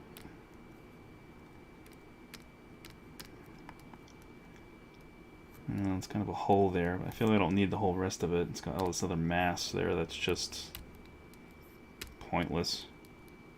Yeah, it's kind of useless. Alrighty, is this Dynameshed? ZBrush is the name of this software. Yes, it is. ZBrush is the name of this software.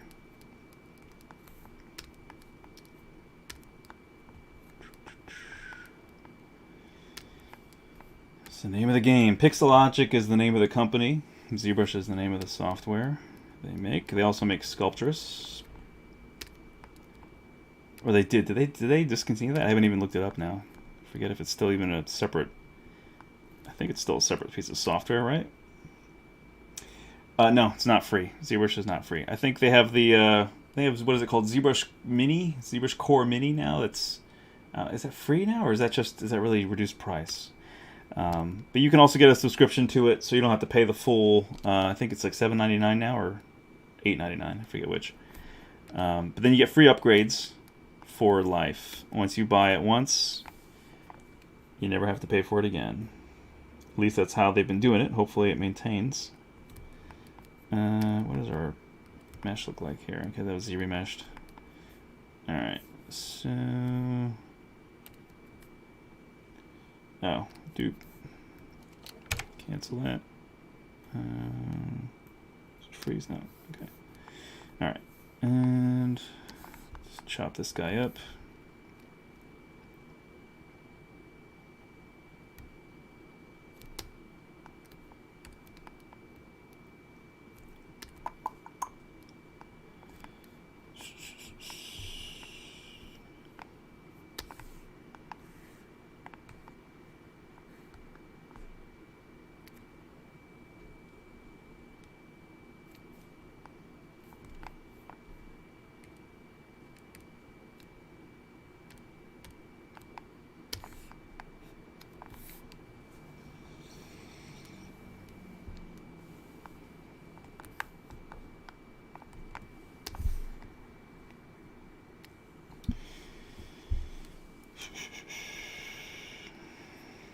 Alright, that's better. And Redynamesh. It's 4 million. It does not need to be that high.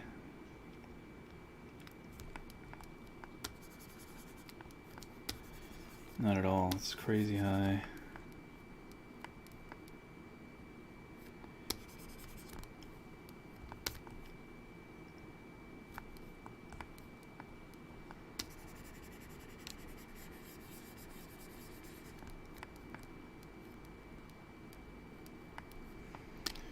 This is the kind of thing where you can just kind of be like quick and dirty with it too. Just grab stuff that's sticking out and just sort of mash it into itself. It's like after I use the clip, whatever it's called. What is it called? The clip, I always forget the proper name for some of these things because I use a clip curve brush. It's a great brush for like flattening stuff out, but it often creates these, you know, little like flattened pancaked areas that are, you know, could be cleaned up. The other thing you can do is there's a brush that actually cuts that away too, and that is the slice curve. Alright, is this one just... There's one that cuts them and one that just adds poly... Oh yeah, this is the one that just adds polygroups. Derp. What's the other one? It's one with the scissors. The trim curve. There we go. Derp. Yoink. There we go. That should just... There we go. Chop it. But why did it do it over there? That's weird.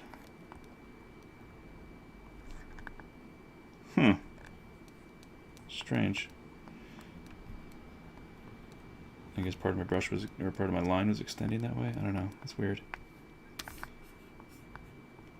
Lop. That's great. Great brush. Great way to just chop stuff up quick if you want to.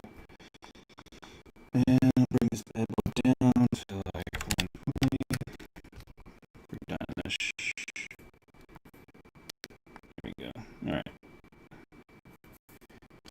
This makes a little more sense where this thing is and what it's doing.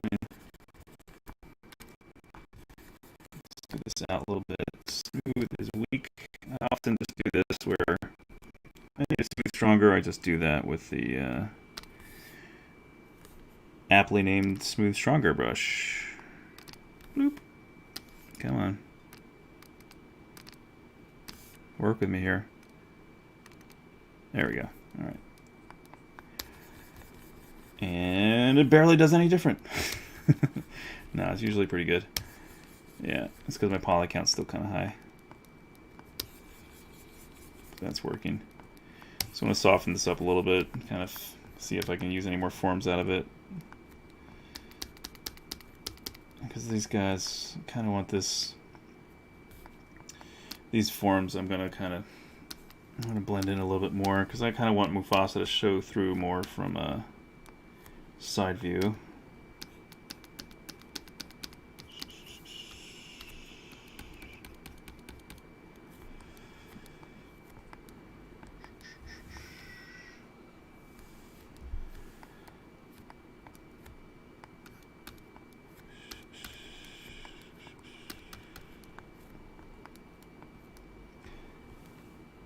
If using Dynamish, why not use a trimmer? Yeah, you just told me what I was thinking of. Yeah, thanks, dude. Finally, some tongue clicking. These rants. You didn't get a chance to hear some tongue clicking. Tongue clicking? Did I do tongue clicking? I didn't even realize. Subconscious stuff, like that kind of thing. I don't know, like subconscious stuff. Which core mini? Which core is reduced? Mini is free. Okay, mini is free. Nice. There we go. You learn to use 3D modeling software from a class. Sorry, I missed your question earlier. So you're asking if I learned 3D modeling software from a class? A little bit, yes and no. A lot of it is self-taught, but I did take 2 courses initially with ZBrush workshops back when that site existed. It doesn't exist anymore. I think they rebranded to something else. I don't know. They changed their name so many times. I don't even know what it's called now. But at this point, I would say you can learn a lot from Z Classroom. Also from the Ask ZBrush videos on YouTube. These are all free. And if you really want to pay for something, I would say check out Gnomon, the Gnomon workshop. They usually have great professionals teaching you how to properly use all the different types of software. Maya, ZBrush, 3ds Max, Substance Painter, you name it, kind of, they got a course on it most likely. There's also Udemy. Udemy has some pretty good stuff. What else? Pluralsight, I guess. They used to be digital tutors back in the day. I think they still have some good stuff on there. So yeah, if you want to pay for stuff, there are stuff to pay for, but I think I spent no more than a total of $2,000 on my education as far as strictly courses that were focused on that, and that was like 2 courses. And I was lucky by the end of the second course, I got a job working with them for a while, doing like social media stuff and helping do moderation in courses, and that's how I got to know Paul Gabry early on, and I got to know a lot of the great ZBrush artists out there, and that really helped rapidly elevate my skill sets and challenge myself by paying attention to their classes, kind of getting paid to be educated, really, in the end. I mean, I did the work they asked me to do, of course, but to get paid to learn was awesome. You know, it was that was pretty cool. So, if you can ever overlap what you're doing for work along with learning what you want to do or become better at, that's always the best way to do it, man. That's always the best option. And I learned that early on. It's probably not early enough, in my opinion, but I learned it sooner than later, and it really helped. I mean, that's sort of like the dream almost when you're younger and you're still learning, or not even younger age-wise, which I mean, but if you're young in your art career and you really want to be able to spend more time learning the software and yet still making some type of living, if you can figure out a way to learn and be paid to learn it in some way, that's the best way, you know. And that takes initiation on your part, and that takes a lot of hard work, you know. And it's like what I just did. I just did an interview with Wacom, actually, the tablet company. We just did a cool little interview, and that'll be coming out, I think, next week or so on their Instagram. But they asked me for any tips I have for young people or people trying to get into the industry. And I always wind up giving some of the same advice because it's worked for me, and I've seen it work for a lot of other people. And it's kind of 3 big pointers that I give for people. Number 1 is, of course, be excellent at what you do, right? No matter what you're doing, you have to be exceptional at your job, because your competition isn't your peers, right? They're not the people that you're working next to, or really not working, but studying next to, or with, or sitting next to. It's people like myself and others that are working in the industry. We're your competition, essentially, because we're working, we have networks and connections, you know, but that's the challenge then, is you have to look at the best in the world, right? And this is what I always told myself, and I'm not saying that I'm anywhere up there, but you have to look at the best artists that you love the most and then try to emulate their work, right? You have to create work that essentially competes with their work. And if you're doing that, if your portfolio reflects that, then you've gotten point 1 down, right? If you're excellent at what you do, that's step number 1. Step number 2 is be good with people. And that's just as simple as it sounds. You know, you got to have your soft skills developed. You got to be able to have a conversation confidently, positively, with people about things other than just what you're interested in. In other words, you got to be able to talk about things other than just art, or other than just football, or whatever you're passionate about. That's great. It's people get attached or excited to passion, but they often don't want to just talk about, of course, the only subject that you want to talk about. So being good with people and being understanding of how to communicate well and be positive and warm. People's innate natural BS detectors can go off pretty quickly and easily if they know that you're being disingenuous, right? If you're being disingenuous about whatever, they can detect fakeness a mile away. So be genuine, be authentic, be kind, be encouraging, be fun, positive. You know, people want to be around positive people. So being good with people is essential. Being understanding of how to network, right? So developing those skills. And then the last one would be luck.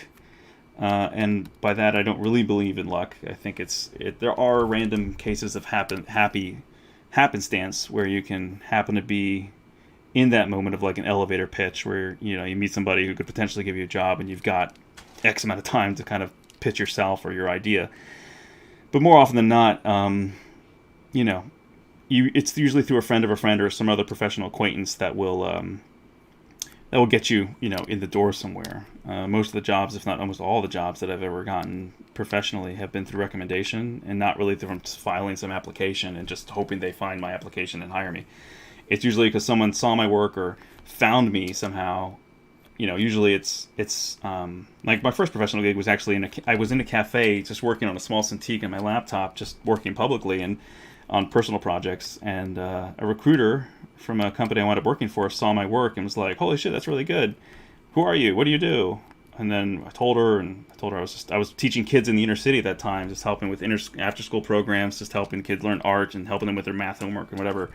And I was telling her, like, that's just that's my gig right now, but you know, I'm looking to be a professional artist. That's what I'm working toward. And she's like, "Well, you've got the skills." She's like, you should come. So here's my card. We're hiring right now. We're looking for somebody with your skill set.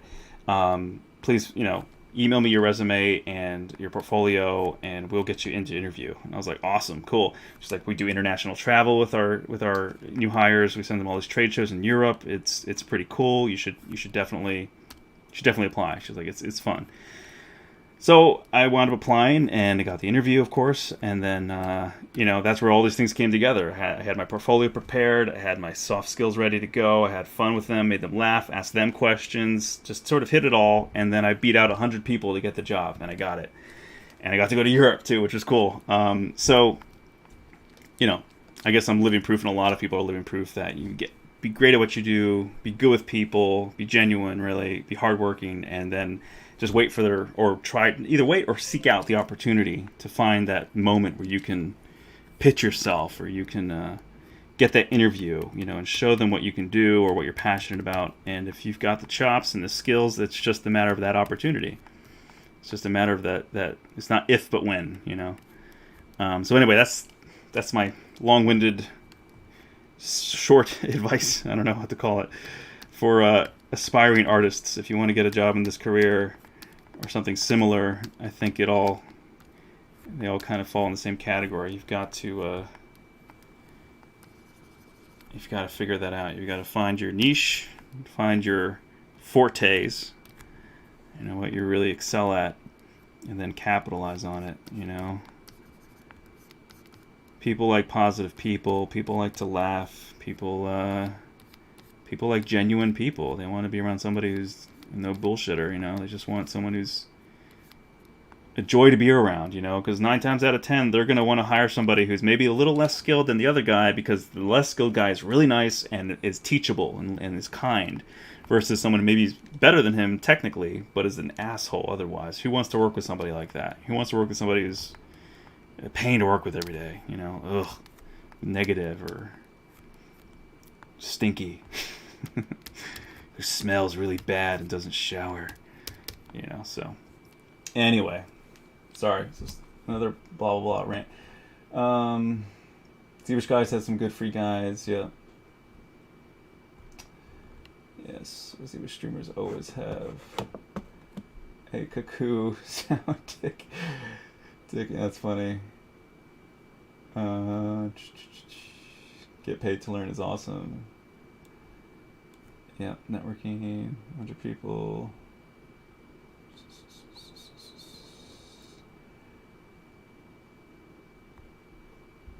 Freelance is painful. Good learning opportunity, especially when it comes to the business side. Yep.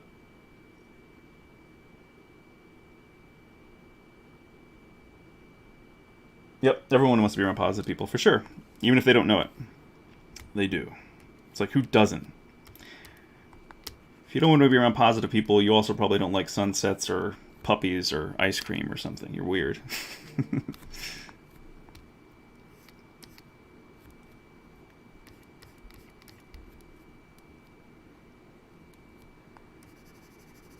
Life is too short to be surrounded by negative people and negative circumstances. If you know what you want to do, you go out and get it, man. You go out and earn it. Work hard, play hard, have fun. Surround yourself with better people than you. That's the other thing I learned, man, is you've got to surround yourself with people that challenge you and that inspire you. And I was lucky to figure that out and to start doing that young in my career, I would say. I was still in my mid-20s or early 20s when I started figuring out, like, you got to be around people that can teach you something, right? You've got to be humble in some degree, too, to understand that you don't know it all. And you never really will, but you're always going to be learning and growing. And if you continually aim to learn and grow and maintain a positive attitude, learn to smile more, and seek out older, wiser, more experienced people. And they don't always have to be older, but often, of course, experience goes with age. If you find those kind of people in your life, hold on tight and make sure to befriend them. And their friendship and their advice and their connections and their, hopefully, willingness to help you will go a long way. You learn a lot. Learn a lot from listening, asking the right questions, and then applying yourself. That's the other thing. When I was working with ZBrush workshops, I saw a lot of students would they just want everything spoon-fed to them. They don't want to put any effort or very little. It's like, why are you paying for this course if you're not even gonna, absorb all the, absorb and apply, really apply. And it's like, it's not always about what you know, or how much you know, but it's about how much you're applying. Right? So applying what your knowledge is, like testing yourself, trying things, experimenting, failing. You're not going to fail if you don't try. So it's cliche, but it's important and it's true. You've got to be willing to take risks and just really work hard at creating work that, like a young artist, like a young drawing student, when you're a kid, you know, just create crappy stuff. Create some stuff you know is not going to be great, but try, you know, experiment, do. And it's like you're always going to be waiting for the right time or waiting to feel inspired. And sometimes the inspiration comes once you get going. You know, it's like, I don't feel like doing it. I just want to play some video games, or I want to watch a movie, or I want to go eat, or sleep, or have sex, or whatever. Dude, it's never, it's never going to be the right perfect time. Like, just get out of your routines, have some fun, and just like force yourself to start something. And who knows, you might find like, wow, I'm getting in the groove, I'm really enjoying this now. And before you know it, 3-4 hours have passed and you have something of substance to show, you know. You gotta do it. The Nike phrase, man. Just do it. Just get started. Create stuff, like, create things that wow people. You know, that's the other thing. Sometimes I see stuff that seems, you know, work out there that's kind of mediocre. And I'm like, were you really inspired? Did you want to do this? Like, you know, if it's not paid work, if you're just doing it because you're doing it, create, like, aspire to make stuff that makes people say, wow, like, that's amazing, that's awesome, that's incredible. Like, aspire to that, to try to make things that are great, you know. Don't just create a character, how about create a whole scene, you know, create something that's dynamic, you know, it looks like it's a scene out of a film or out of a story you want to tell, not just a nice mugshot. Not just a nice turntable. But that's my preference, of course. I mean, everyone's got their thing, but that's where my brain goes. That's what I want, that kind of response. I want people to say, holy shit, oh my god, or just be speechless and just not know what to say. That's the goal. I mean, I'm not saying I hit it every time, of course, but you aim for that and maybe get somewhere close, you know.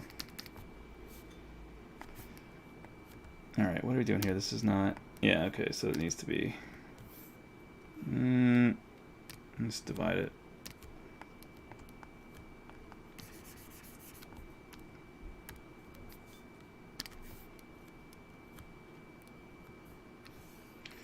And where's our God rays?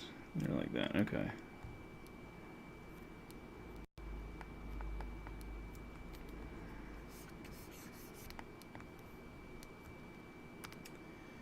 No.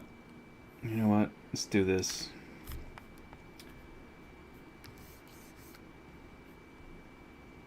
Oh yeah. Alright.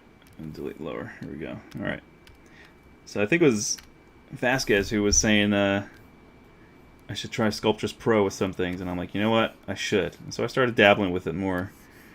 And I'm still not like hyper experienced with it, but I mean, for things like this, yeah, dude, it's useful. It's useful in that it's like helps you add that detail just in areas you want. That tessellation, essentially. It's awesome.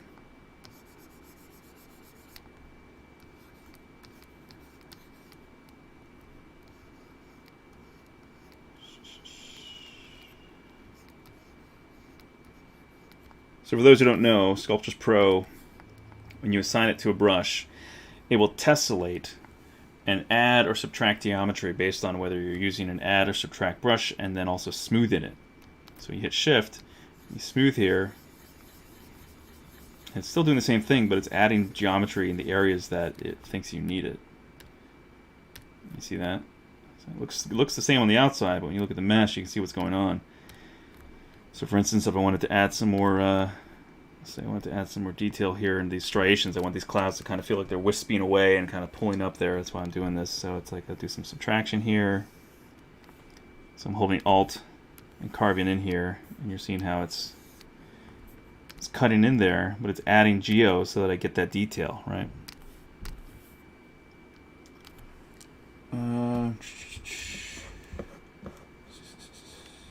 Vasquez, I don't know. I'm very negative, yet people like me. Go figure. Probably because you have a sense of humor with it. Comedians are negative, but they turn it into positive with funny. Yeah.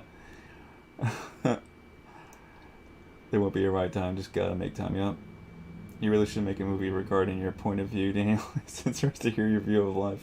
Thanks, dude. I'm not sure if that's like a joke or what. But Make a movie regarding my point of view. I don't know. What do you think my point of view is? How would you digest it down into a sentence, Joe? Let me know. I find that not getting stuck in my comfort zone helps. I will try workflows I don't like until I can see their value. Yeah, that's smart, man. That's smart.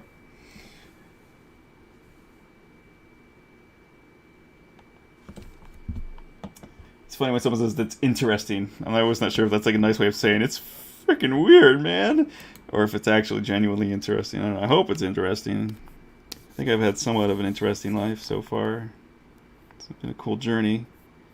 I've had some crazy stuff happen to me, man. It's a lot of crazy stuff. My family and all of us were involved in this massive car accident when I was like 5. My mom was paralyzed from it for about a year or so. My dad really manned up. He became the man of the house and come home from work and bathe her and change her and feed her and just really till death do us part kind of stuff. It was really awesome to see as a small kid. And then that's how my sister and I became homeschooled for a long time. And then it pretty much became almost my entire schooling was homeschooled. That really helped me think outside the box, I think, and just become more comfortable with just not adhering to the social norms, or certain norms anyway, and just thinking for myself rather than conforming to what all the kids or the cool kids said I should do or say or think. I became a little bit more rebellious against general culture, I guess, in some ways, and just said, I'll do my own thing, I don't care. When I was 15, 2 guys tried to break into my house when I was the only one home. I scared them off, and then they wound up just before they got in through the door, and then I called the cops. And we live in suburbia, so it was like we weren't living in a rough part of town at all, which is like really weird why these guys tried to break into our house in the middle of the late morning in December 1996 or 97, I forget which year it was. Anyway, long story short, they hit a bank about 1.5 miles away from my parents' house, and the cops told me that while my mom was still out. She was dropping my sister off at college, actually, and so then I was like, they came by and they took my description down, and then they told me, well, you're not going to believe this, but the description you just gave us matches the exact same description of 2 guys who just hit a bank about 1 mile from here. So now it's a federal case.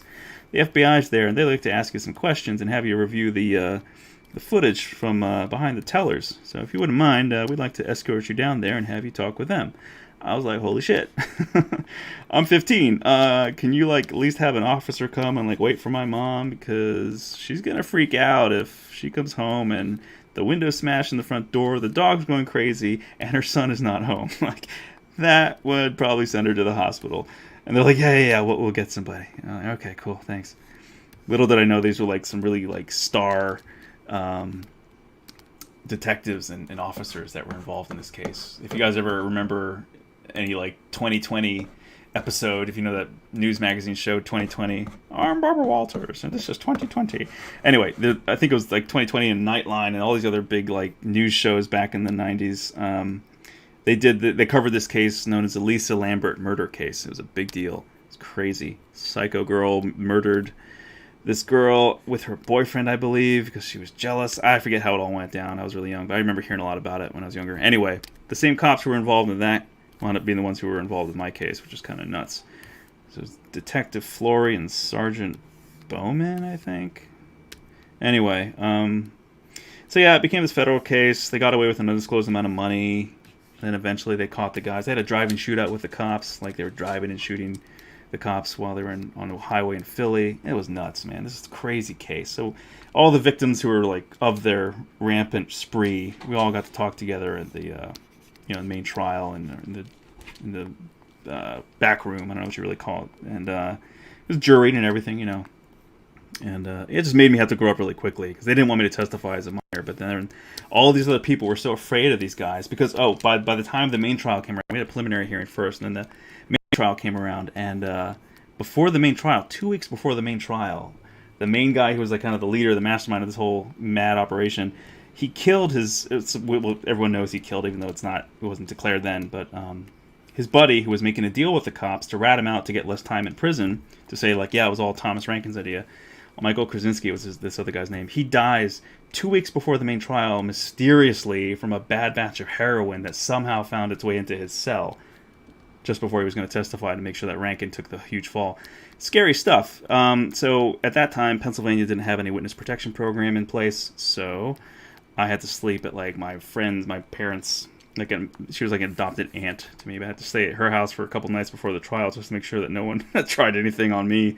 Because everyone else lied in court. They all were under oath, and they just said, "Oh, I don't know why I'm here. I've never seen this guy in my life." Blah blah blah. Because they all had the same information we did, which is, "Oh, we know that this guy just killed his buddy in prison with drug overdose, and now they don't want to be targeted." So I was the only one who had the balls to actually tell the truth and link him to all these things, and because of my testimony, he got like, I think it was like 15 to 20 years in prison or something. I think they let him out after 18 for good behavior or whatever. But crazy stuff, man. I was a 15-year-old when I went through all that. I was the youngest person hired to work in the ER when I was 18. It's pretty crazy. So I don't know. I've had a weird, crazy life. Some really wild stuff when I was younger, but it all turned out for the better. I think it all made me a better person and forced me to grow up and really understand and appreciate life in some ways, and to really value what's good in life and go after it, you know. Anyway, it's a random tangent there for you guys. Ed Woods was interesting. What that means for you. After you become a big time director, you're getting a biography. Woo! Well, people nowadays more and more negative. So by listening to your journey for positivity in life, why not? Thanks, man. Echo, let's say, brings out positivity in life, a relationship between sacrification of parents to their kids. So yeah. We just hope more people like you make more valuable stuff like this in life. Oh, thanks, man. That's really nice. Yeah, there was no witness protection program, dude. Justin Droid. Man, that was a good story. It really shows how small the world is. By the way, my family, for one hot second, feed the family of that guy that took the Chico Vera picture. Wow. You never really know who people are. Yeah, dude, it's crazy. They took the picture of Che Guevara? Really? Like the famous one? That's crazy. Wow. Yeah, thanks. I'm glad you guys appreciated the story. Yeah, it's crazy, wild ride.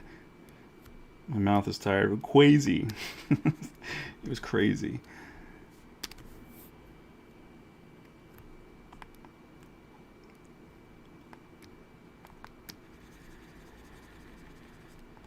Yeah, you're right though, man. It's like, you can't really judge a book by its cover. It's true.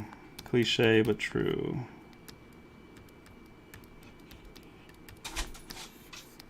Hang on one second. My dog is knocking. I'll be right back. Come here, buddy. Come on. Hi. You're a good boy. Einstein. So here's the corgi, for those wondering. This is Einstein, the genius corgi.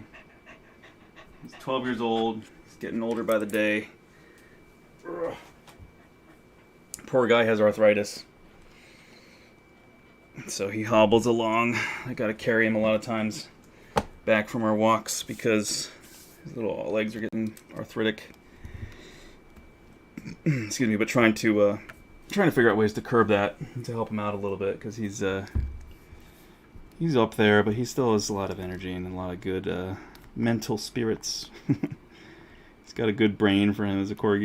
He's still learning new tricks. I taught him how to roll over the other day. Actually, it was like a couple months ago now, but I mean it's a new trick for him. It's pretty new considering he's 12 and he learned all his other tricks when he was a puppy. So anyway, that's my baby. Wow, Vasquez, that's crazy, man. He said yes, wow. You and Ash. It's Pixologic Corgi Day. Oh, yeah? She has a corgi too, huh? Wow, the name is Einstein. Yep, the name is Einstein. Or Ein. It's both because I'm a fan of Back to the Future as well as Cowboy Bebop. So, I know Doc Brown's dog was not a corgi. It was a sheepdog or something, but Einstein.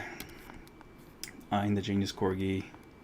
Corgis are the best, man. They're pretty awesome dogs, I gotta say. It's hard to beat them. They're pretty freaking cool.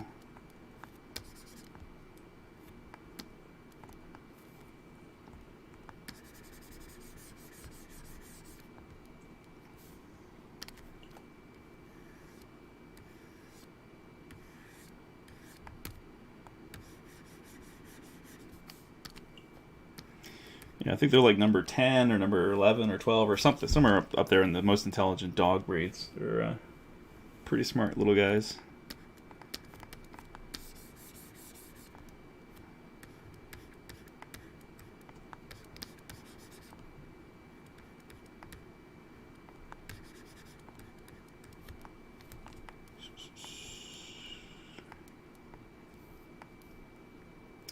So I'm getting the nitty gritty here, getting the weeds, and that probably is not that exciting, but it's part of the process.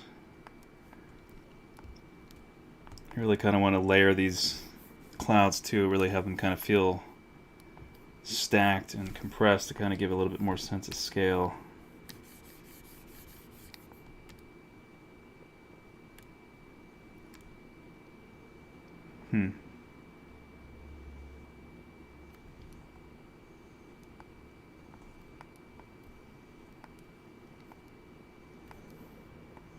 I remember last stream someone was telling me that the stream kind of had like this weird like stutter, like it all had glitchiness, and then it like cleared up, and I saw that. Have you guys seen that at all this time yet? Has there been any weird glitchiness happening?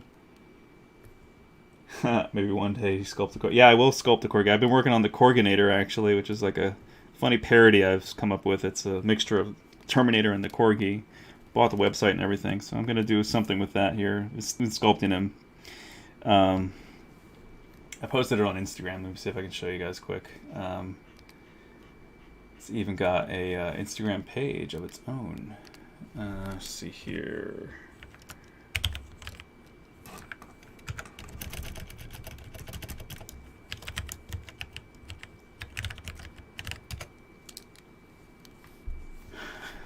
Yeah, I haven't updated this in forever, but I'll just show you guys quick. This is a parody that I've been doing. So this is a sculpted Corgi. I don't think I have the Corgi on here.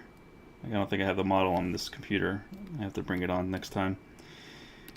But this is the this is the little guy. So it's sort of like I took the body of Ogo, inspired by that, and started making my own thing here. So anyway, just something funny, ridiculous. The coordinator, stay here, I'll be back now. I don't know. I love Arnold. I should practice my voices on here. That's what I should do too. Get down. Everyone can do an Arnold though, right? That's the thing. Everyone's like, everyone can do Arnold. What's going on? Whoa. That's weird. You guys seen that? Getting that weird green blue going on. What is going on? That's bizarre. Alright, now it's not doing it. That was weird.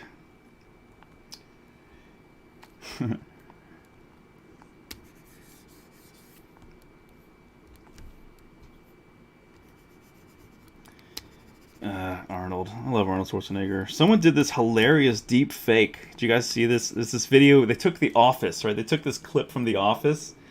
And it's this clip where it's a bunch of different clips, I think, honestly. And oh my god, I was dying the other day. It's what was the name of John Krasinski's love interest in that? Pam, right? It's Pam. She's talking to the camera. She's like, I know Jen's coming in to talk to us. Jen from corporate's coming in to talk to us about I don't know what really. And then, so they did a deep fake of Arnold's face on men and women throughout the show The Office, and then there's a scene where Michael, as Steve Carell's character, he's saying to everybody in the office, I'll be back, but he's trying to, he's doing an impression of Arnold, and it's terrible, but it's Arnold's face deep faked onto Steve Carell's face with someone else doing the voiceover Arnold, or it might be AI voiceover, pitch perfect, not pitch perfect to Arnold, but pitch perfect in sync with the perfect synchronization with the mouth. And he's like, I'm back, haha. It's just, it is the funniest shit, man. You guys need to look it up. If you haven't seen it, look up, like, I don't know what you Google, Arnold deepfake The Office. It's freaking hysterical. Oh my god.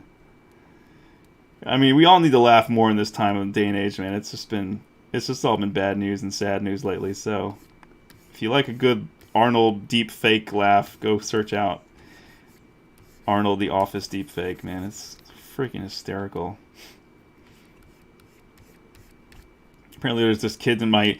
I looked up some videos on how to speak like Arnold recently, just for the hell of it, because I was just preoccupied with doing an impression of him. And I found this guy named Azers, who apparently is well known, I guess. He does voiceover. He does Trump really well. He does Barack Obama really well. He does Arnold pretty well. And so he'll hop on like Call of Duty and just play games and randomly start talking like those characters, or flip between them like really quickly. And it's just hilarious, especially with people freaking out when they're like, "Oh my God, it's Trump!" or "It's Obama." And they just start dying. They're like, "Dude, this guy's really good." It's pretty funny stuff. There's this other guy who does an amazing... He's a white guy. He does this amazing impression. Oh, and the guy who does Arnold and Trump and all, he's black. But then there's this white kid from Britain who does this amazing Morgan Freeman voiceover. He sounds so much like Morgan Freeman. It's unbelievable. But he doesn't look anything like him. So it's so cool to see these different races who usually have certain cadence and sound to their voices inflecting completely different races and cadences of other people that are famous. And it's like, wow, you really cannot... You can't judge somebody by the sound of their voice, because they could totally sound and be someone else. It's amazing. I love good voiceover and imitation, good impressionists. I think it's always really fun comedy. Or like there's that famous, I think the comedian has kind of taken some hits as far as he's had some drug battles and whatever, which is a shame, but I think he's pulled out of it. But Pablo, what's his last name? Pablo Francisco. He has this, it's old, but it's still hilarious. He did this great comedy of skit of Arnold and doing the voice of Don LaFontaine, you know, the guy who's famous for voice movie trailers from back in the 80s and 90s especially. In a world, you know, that deep, raspy, in a world, one man, one choice, one mission, one desire, you know, all that kind of stuff. And then he does Arnold as little taco boy. So they're trying to take my tortillas. It's just hilarious. You guys gotta look that up too if you like good voiceover stuff. It's ridiculous. Mito, who are these men? If you're Spanish and you have a grandmother or mom, I mean, you've heard these phrases. It's pretty hysterical.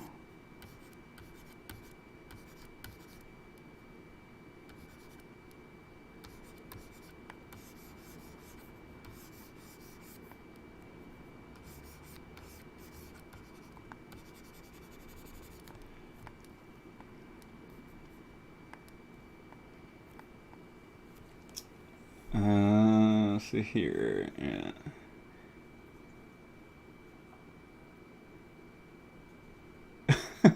I'm going to be devastated if I live to be 70 and people don't know what an Arnold impression is. I know. They use mouse or pen for sculpting. I use a pen, dude. I'm always using a stylus and a Cintiq for sure. I think I'm just not getting that great a response right now with my settings. I might have to adjust this a little bit. It's a little different when you're using a Sculptris Pro. Things act a little different. Should probably do some spray in here. And I know the paws, they look like stone right now. I gotta fix all that. It's all a work in progress. I'm gonna go a little further here. It's like 1016. I'm gonna go to like 1030. It's a little too fine.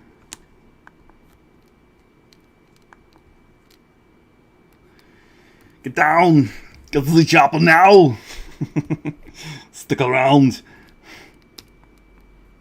Yeah, it's great. If you guys don't know, there's like lines from Predator and Commando and some others. I think he says stick around in Commando or no, let out some steam. That's what he says in Commando, right? Nails a guy with he hits a guy with a freaking pipe, and it like hits a steam pipe or something, and he let off some steam. And then in Predator, he stabs a guy to the wall or something, and he's like, stick around. Oh yeah, and then he's like, "Do it! Kill me! I'm here!" He's talking to the predators like, "Come on!" Hysterical.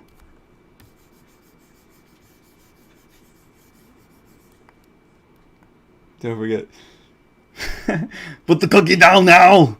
Put the cookie down! It's not a tumor! Yeah.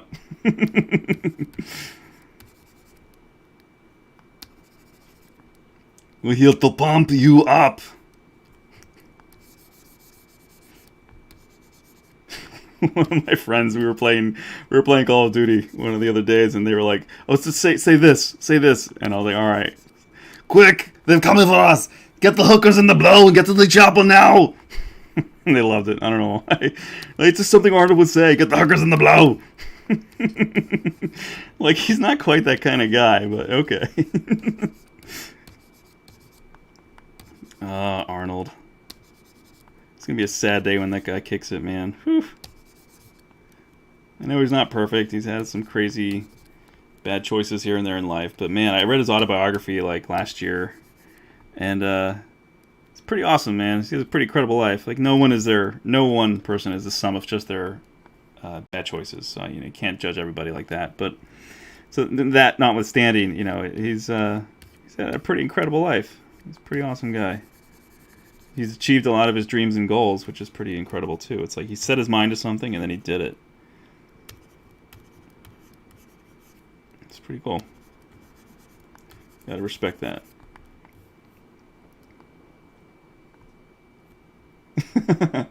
Thanks, man. I try. A friend of mine who's a voice coach tells me I should get a reel together and just try to do some voiceover. Maybe I should. I don't know.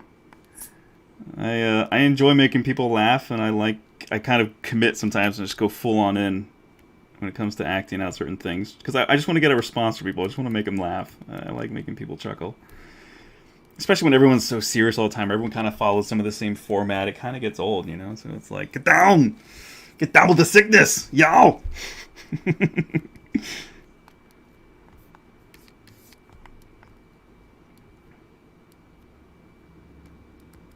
Oh man, the Muppets are great too. I love Beaker. Beaker's like the easiest thing to imitate in the world, right? Me, me, me, me, me, me, me, me, me, me, me, me, me, me. You remember that? Feelings? Beaker sang Feelings back in the day. Or, Animals easy. Woman! That's super easy. What are some of the other ones? The Swedish Chef. That's... I don't know. I can't really do the Swedish Chef that well, but it's pretty funny. Swedish Chef was fantastic. I don't know. I gotta research more of the Swedish Chef to get him right, but Swedish Chef was a classic. It's a shame they try to reboot the Muppets so many times now, and it just doesn't have the same charm that it did for back in like the 70s and 80s. But man, I grew up on those VHS tapes. My parents would pick them up from the library, and I would love them. I would eat them up. Just classic comedians I'm always a fan of, too. I was like that weird kid. Not the weird. I mean, he was weird, but he was charming. The kid from Freaks and Geeks. If you guys ever saw that show. Great show. Love that show. I really identified with the nerdy kid who was... what's his name? I can't think of his name right now. It's terrible. But he was... the main two brother and sister characters from the show. He was always laughing at Bill Murray and others, and I'm like, dude, that was me as a kid too. I was that nerdy kid who just geeked out on comedians. And I'm listening to Steve Martin's autobiography right now, and it's awesome. Just started it, but he's another classic guy I love. And the Father of the Bride movies are like some of the best, like classic warm comedies that they just do not make anything like that anymore. It's like, man, like that's solid family comedy that has a mature writing and spirit to it that you just don't see that anymore. Like, man, we need that more. We need more films that show good fathers, that show men what it's like to be a good father. And I think we need that more than ever these days. It's just men showing other men how to be good fathers, loving protectors, all that good stuff. More positivity. Showing men what it means to be a real man. And I say that because I look at my dad and how he responded with the whole car accident and everything else in my childhood and my family's life. And I'm like, this is what a real man is, strong yet loving, compassionate, intelligent, hardworking, doesn't take shit from anybody. You know, he's got like multiple degrees. He got a degree in theology and Bible just for fun, just because he's fascinated with that stuff. And I was like, that's pretty cool. Smart guy. He's retired now. So he's kind of living the dream. He's volunteering at a pregnancy center to help out with young parents trying to make the right choice to have their babies and, you know, make a better life for the family. Make a family, really, you know. Make a proper family. So he was helping out with that. Mostly, of course, talking with the young gentlemen, coming with their girlfriends or whatever. I got to commend him for it, man. I was like, he's always been passionate about that, and it's cool to see him really applying himself there and trying to help families, you know, that are disadvantaged to really make some good choices and hopefully make some good families. So, yeah, I have a lot of respect for my dad. I think he's a good guy. My parents are still together, actually, too. They're married like 40-some years. They're still happy. Anyway, random facts for you guys. You should record and dub your voice. Yeah, I should. If you can do Arnold, then you can definitely do a Georgian von Strangle, Timmy Turner. Georgian von Strangle, Timmy. Why am I? Oh, that sounds so familiar, but I'm blanking. You got a link for me or something? You can shoot me over. What is that from? Timmy Turner. Georgian von Strangle. Why does that sound so familiar?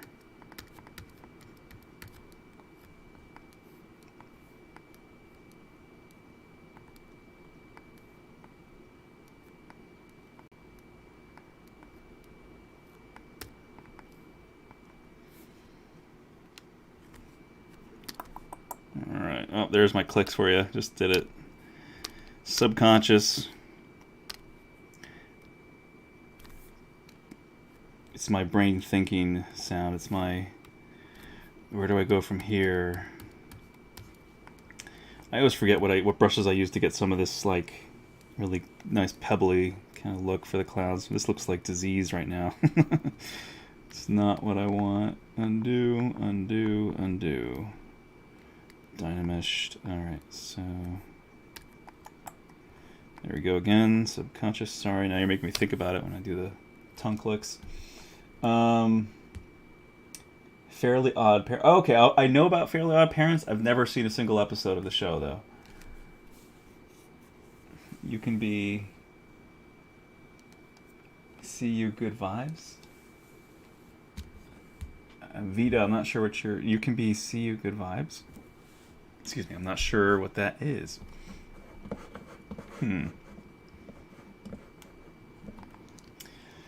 See you good vibes. When I see that, I think, hey, you guys, and then I think, hey, you guys, you know, from Goonies. Fluff, love, chunk.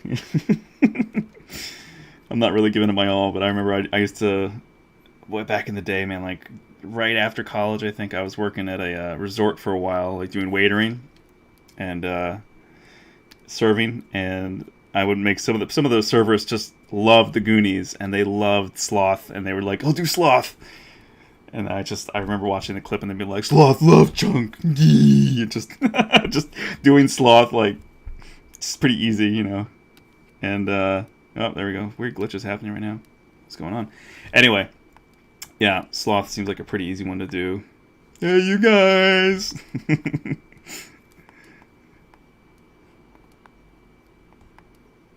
Alright, what am I doing here? I guess I probably want to go bigger. Maybe just see what this does. Is that how I'm getting that noise that I got from before? That's too big.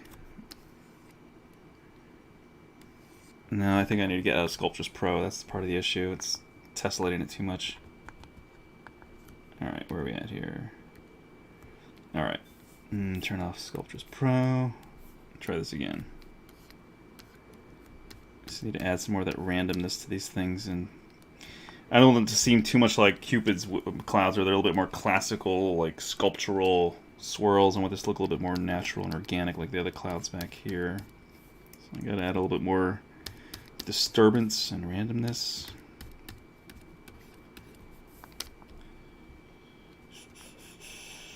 I want there to be like a, from the smooth to the more natural, like coming out here.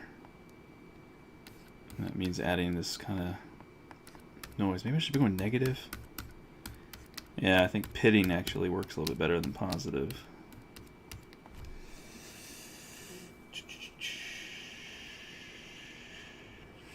Sorry, I didn't mean to ruin tongue clicks for you.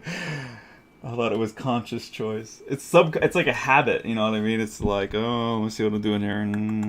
It's like a subconscious thing, really. Yeah, it's all right, whatever. I'll just make sure that I don't do it as much. How to make shadow. Vita, I'm not sure what you mean. How to make shadow? Are you asking like what? What do you mean? How to make shadow? Not sure what you mean.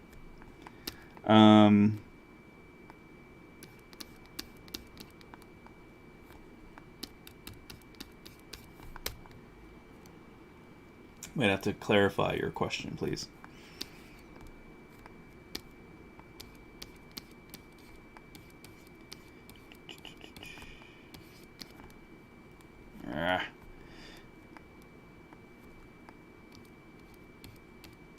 There we go. Yeah, I gotta go the negative. I think that the pitting effect kind of works a lot better for clouds.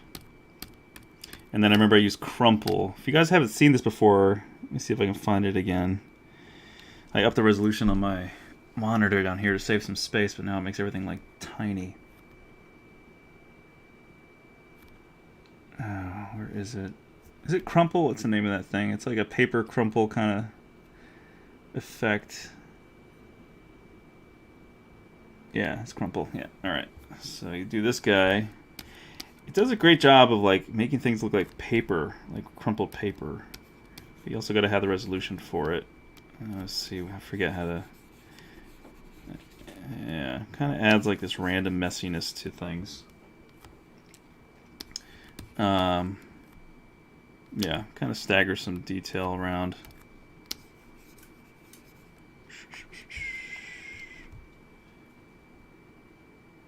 Is it from light setting? I donated a bit. Hey, thanks, man. I appreciate the donation. Thank you very much. Awesome.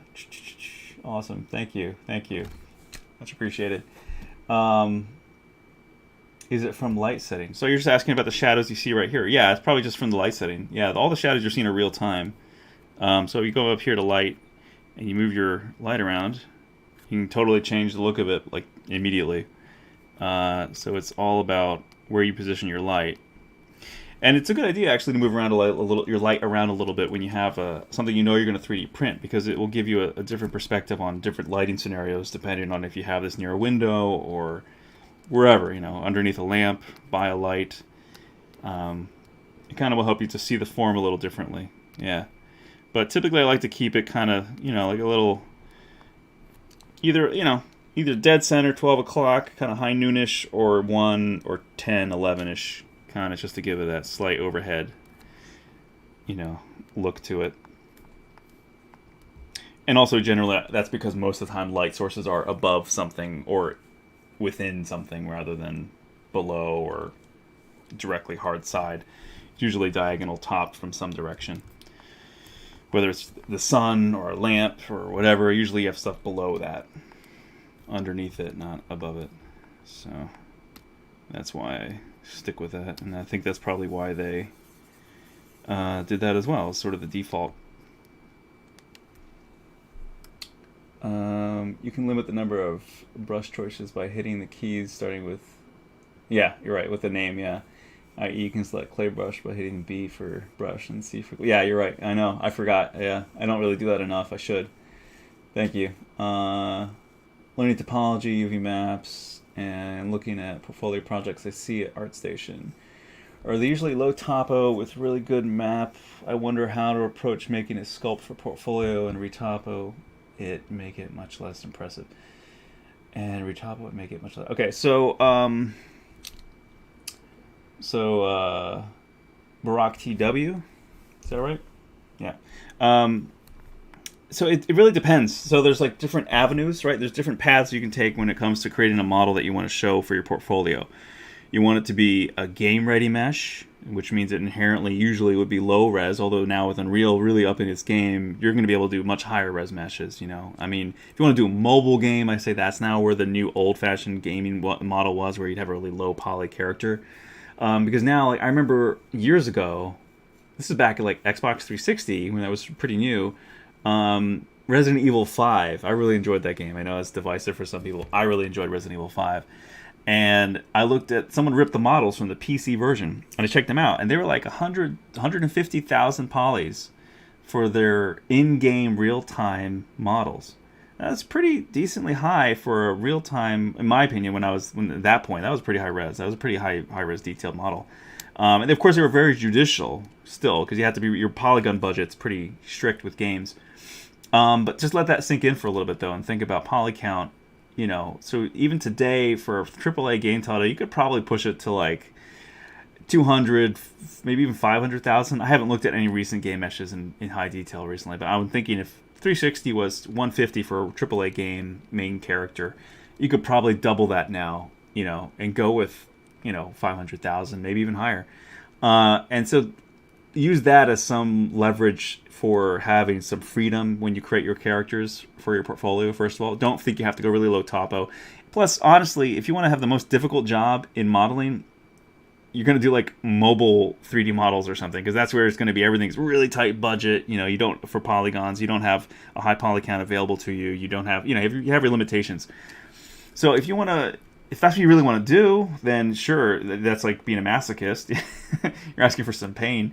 But if you have the ability to, I should say, or the interest to work more in visual effects, or really big AAA game titles, or 3D printing, where 3D printing's the area where topology and clean topology matters the least. It's smart still to work with clean topology because it aids your sculpting, right, and what you want to do with it.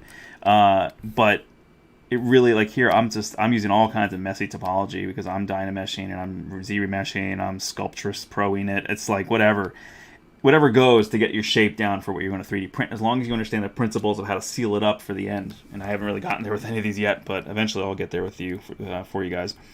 But I mean, the general idea is like, I mean, just so you know, if you want to 3D print something, you got to make sure it's watertight. So while this, I'm sure, is watertight, we can do a check mesh here quick. Actually, it has some flaws. So fix mesh, let it fix it, boom. So now it's just check mesh, it should be watertight. So what that means is, you know, it's manifold. So you just think the perfect example of something watertight is a sphere. So you can still even turn it into like a torus or a donut, right? You could have holes in it, but it's still like where it should be solid, it's solid. Then you want to go into Mesh Mixer, or even in ZBrush create a negative internal, if you want to save time and your materials. If you're doing SLA, which is what I'll be doing, which is Formlabs material, Formlabs 3D printers, you want to hollow it out. Right? In this case, this right now is so hollow. It's like what I said. It's like taking a tube or like a sheet almost, like a thickness, and then just sort of wrapping around itself, creating like a torus sort of like tube.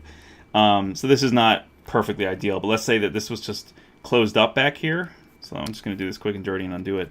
So I took this and just sort of mashed this down, just sealing off that internal cavity, you know what I mean? And then you'd want to do like an inflate. So you just kind of bridge all this, right?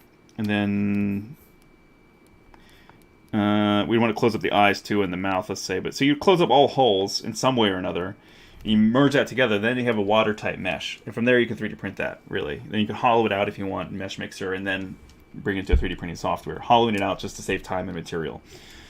And you would also create a little hole or two for drainage so that resin doesn't get trapped in there, air doesn't get trapped in there, and it doesn't explode. Because if you print something that becomes a sealed, solid, hollow object, it can often create air pressure, and then it blows up, it literally explodes your model, and then resin and everything goes everywhere. You don't want to do that. That's 3D printing. Gaming is like the most stringent rules still, because you have to have a lot of good maps, which of course you have to do with you know, with visual effects too. You need to have all your maps in order and whatnot. I didn't realize it moved around that much. Wow. You want to have your maps in order, of course, whether it's gaming or visual effects. But, excuse me, and that's where you're going to see some, yeah, you're going to see lower topology, and then you're baking your maps out of high res, you know. But, seriously, how Japanese games have really good optimization still. Yeah, the Yakuza remakes are a great example. They do a lot with textures. Yeah, exactly. Yeah, so with gaming, you're still going to see a lot of stuff done cheaty with textures. But if you're just looking to show off your sculpting skills, man, I would say just don't even worry that much about topology right now. Just learn how to sculpt well. Once you have a good sculpture, you can bake out your maps. UV mapping is definitely important for sure, and you can do a rough version of that in ZBrush. It's okay, you know. It's not the greatest. I would say learn how to do it in Maya, and that was a pain in the ass for me to learn too. It's not fun. It's just a necessary thing we all have to kind of learn. But learn how to, yeah, you want to have clean topology. But again, it's like having super stringent topology is less important now than it was before. You still need good topology to animate, of course. But yeah, it's a different time. Yeah, so I think, you know, you got some more wiggle room for sure. You can haul out models in ZBrush within Dynamesh shell option, or by doing the negative panel loops. Oh yeah, that's true. Yeah. I never thought about negative panel loops. Huh. I heard about that, but I've never tried that. But yeah, Dynamesh shell option. Yep, that's another option for sure. There's a couple different ways you can do that. Yeah, in ZBrush for sure. Yeah. But we are just about at 10:40 now here in the West Coast, so inch it along. We're getting there. But yeah, it's gonna be cool. I'm excited for this when it's done. Still thinking I might even enlarge him a little bit more, maybe, and then create that bridging here, because I want to create that tunnel of clouds behind him here. Let's see. Yeah. Oh yeah, I did remove him around a little bit. Okay, I forgot about that. But I stop here. That's where I want to be. Yeah. Yeah, because before I remember he was rotated a little bit. Yeah, so I moved him back to here. I just don't want that there. Yeah, all right. Anyway, we're getting there. I'm not sure these curls kind of, we need to mash them a little bit more into this kind of billowing cloud area, and then, yeah, let's see if I can do something else quick and dirty here. Just get an idea for what it would look like. I want to do the clay tubes grande, and then just let's do this. Bloop. And that's huge, but that's kind of what I want to do. Feels almost like a rainbow. I'm just going to Dynamesh these things together. I might lower this down a little bit. And click. Yeah, that's a little bit more what I want to do, because I want to create layers and layers. Did I select? I didn't select the multi. It's the multi-tube. What is it called? The multi. What is it? It's multi-tube, or yeah, curve multi-tube. Yeah. All right. So then do another one. Yeah, it looks a little weird. No, too weird. Come on. Why is it doing that though? I guess you gotta go smaller. Oh, so many settings I forget. Yeah, I hate that it's... Okay, so I gotta delete this other curve then. Alright, there we go. No, too much now. I gotta make this bigger.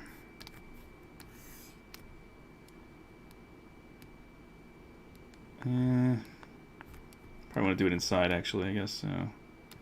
More like this.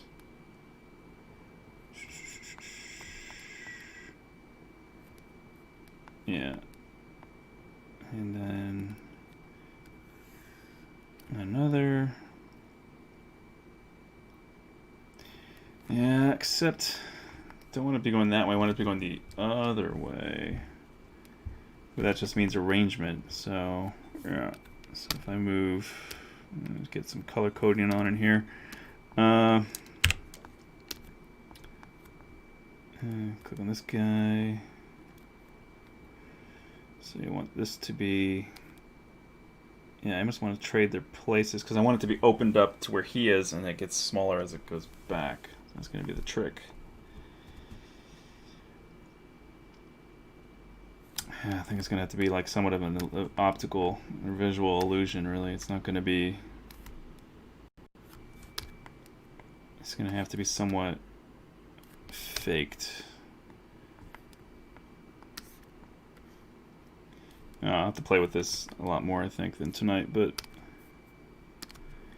this is just, again, just to block in some ideas, just to get something out of my head. And of course I'll be making these look more like puffy and whatever.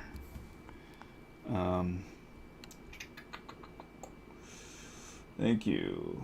Yeah, man. By the way, alternative ideas for the base. You can have a negative image of animals in the savannah as if it were looking down on them from the heaven. Yeah, that's a cool idea.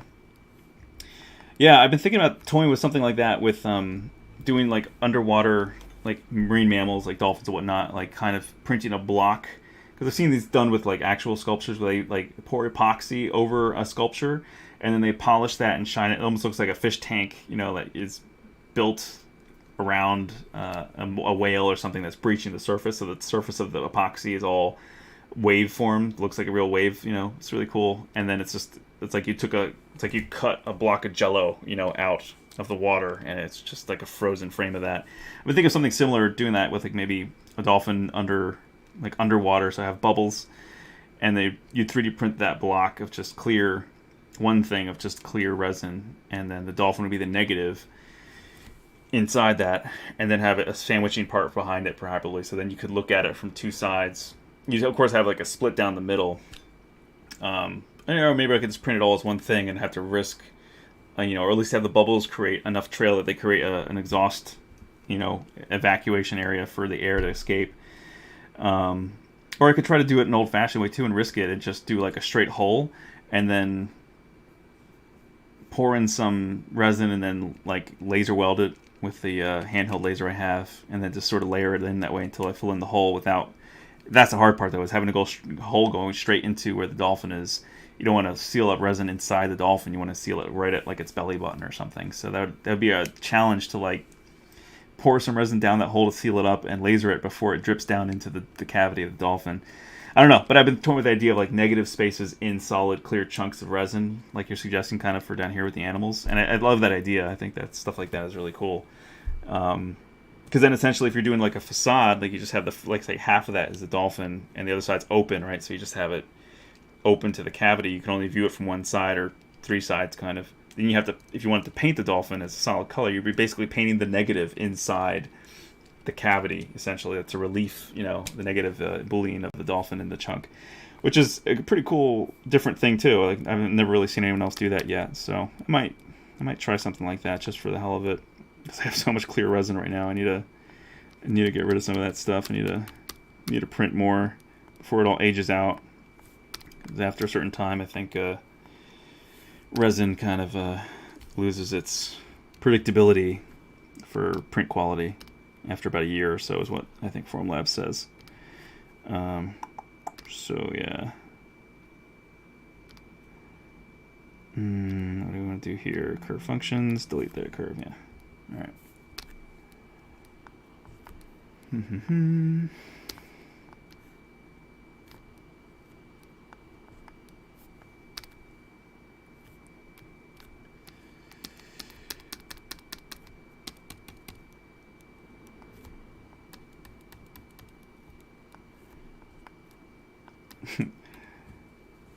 I think follow paint on epoxy would work with getting the wave effect.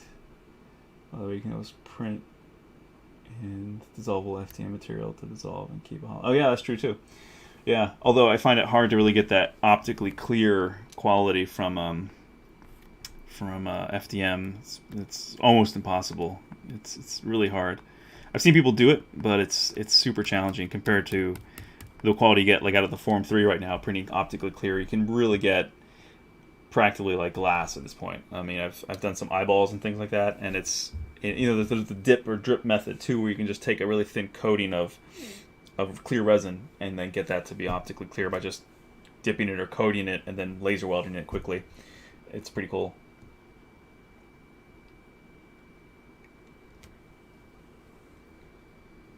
If you make it like waterfall and water comes out of the lion's mouth, that'd be great.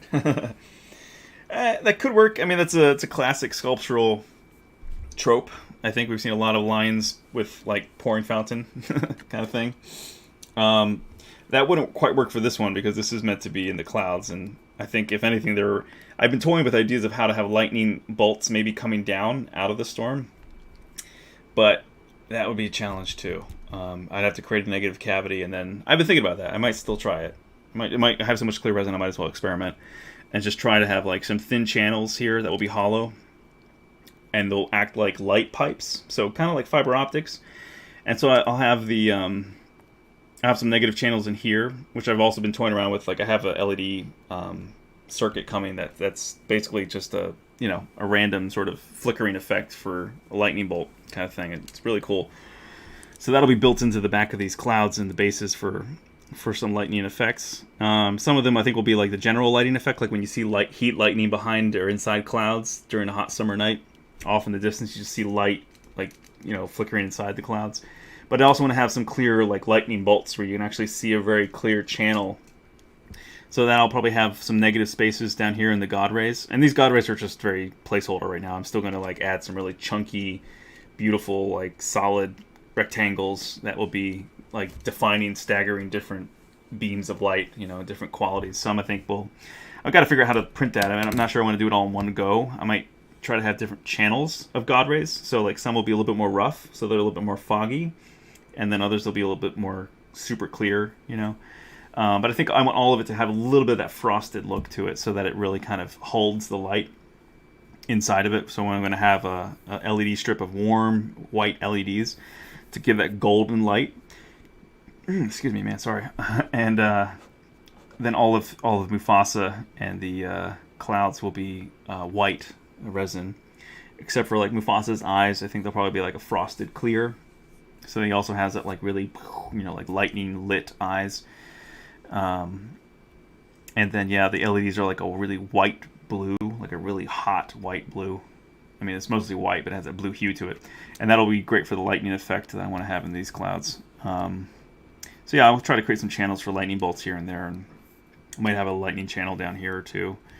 So we'll see. I think that could work. I think that'd be pretty cool, pretty rad. They also make some little circuits you can have that are noise activated. So if you were to, for instance, play the actual scene of Mufasa speaking to Simba from the original, his voice would create, along with the music though, so wouldn't be perfect, but it would create the lightning to flicker, or lights to flicker in synchronization with his voice. That'd be pretty cool. And I guess if I really wanted to go nuts, I could build in even that would be so cheesy, but I could build in a speaker and a circuit that would connect. So when you flip a switch, you could flip a switch or press a button and it would play that sound bite, and then the lightning and everything would go in synchronization to that. I could kind of get that to work, I think, but I don't know. Then that becomes kind of gimmicky, a little too much like a toy, and I don't know. It's kind of cool. It's kind of weird. So I probably won't do that, but it could be done. It's definitely not out of the realm of possibility, but I don't know. I want to give this as a nice statue gift for John and Mishi to have, so I think that just a classic sculpture is probably the best way to go, and not go too crazy with the electronics. I think the lighting effect is something that works because it can be turned on or off, and the statue will work great as just a standalone piece, or if you flip a switch, I think it'll look pretty cool too with the lights in it. And I'll make the lightning channel one switch, I think, and the regular warm lights, that will just be presence, another channel.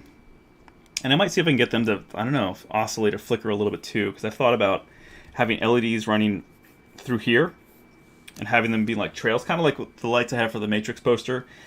But imagine if you have 5 or 6 of those going in opposite directions, some of them going in one direction and some of them going in the other direction, and then crisscrossing at the same time. That kind of creates a really cool, like, spirit swelling sort of look to the centrifugal clouds that go behind him. So I've been toying with that too, so that you'd have lights kind of really giving it that swirling effect. That'd be really cool. So that's another idea I've been playing with. Smooth has crystal clear materials. Oh, Smooth on? Yeah.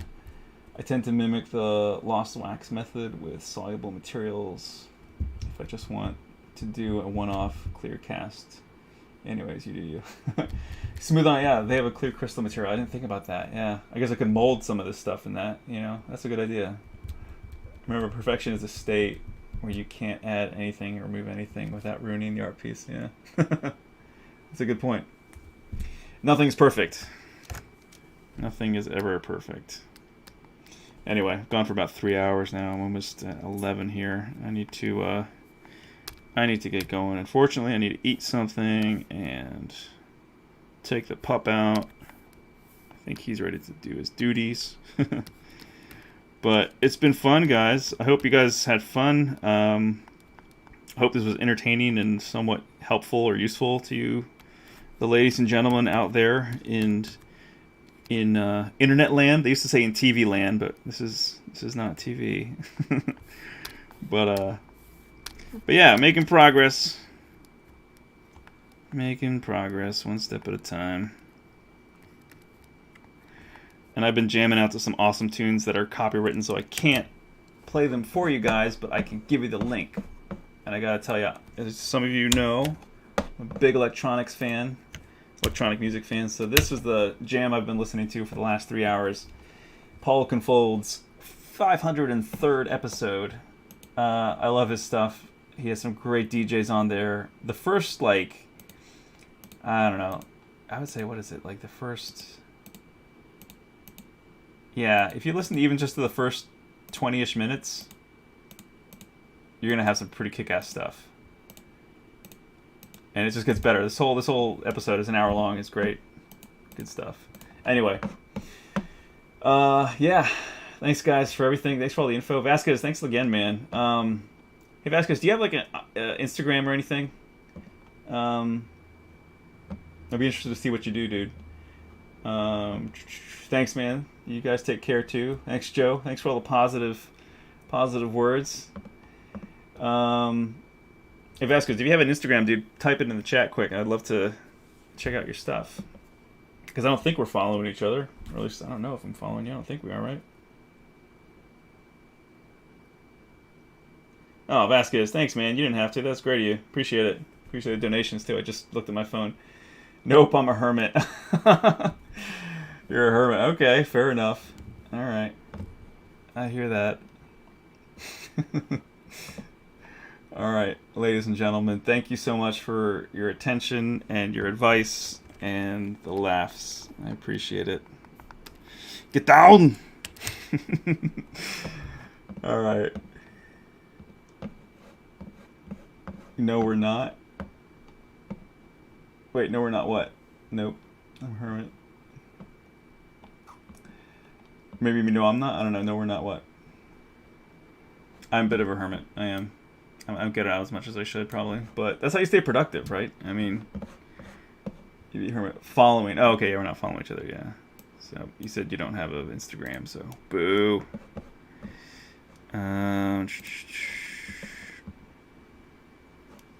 Save over this last one. Actually, I'll do this as type C. Doop. All right, guys. Well, again, thank you. Take care. And I will see you guys. If you want, join me on Sunday. I'll tell you right now before I get off. Let me make sure I got that time down because I was scheduling all that with Kyle. And it's all fresh. So let's see. Sunday. What is Sunday?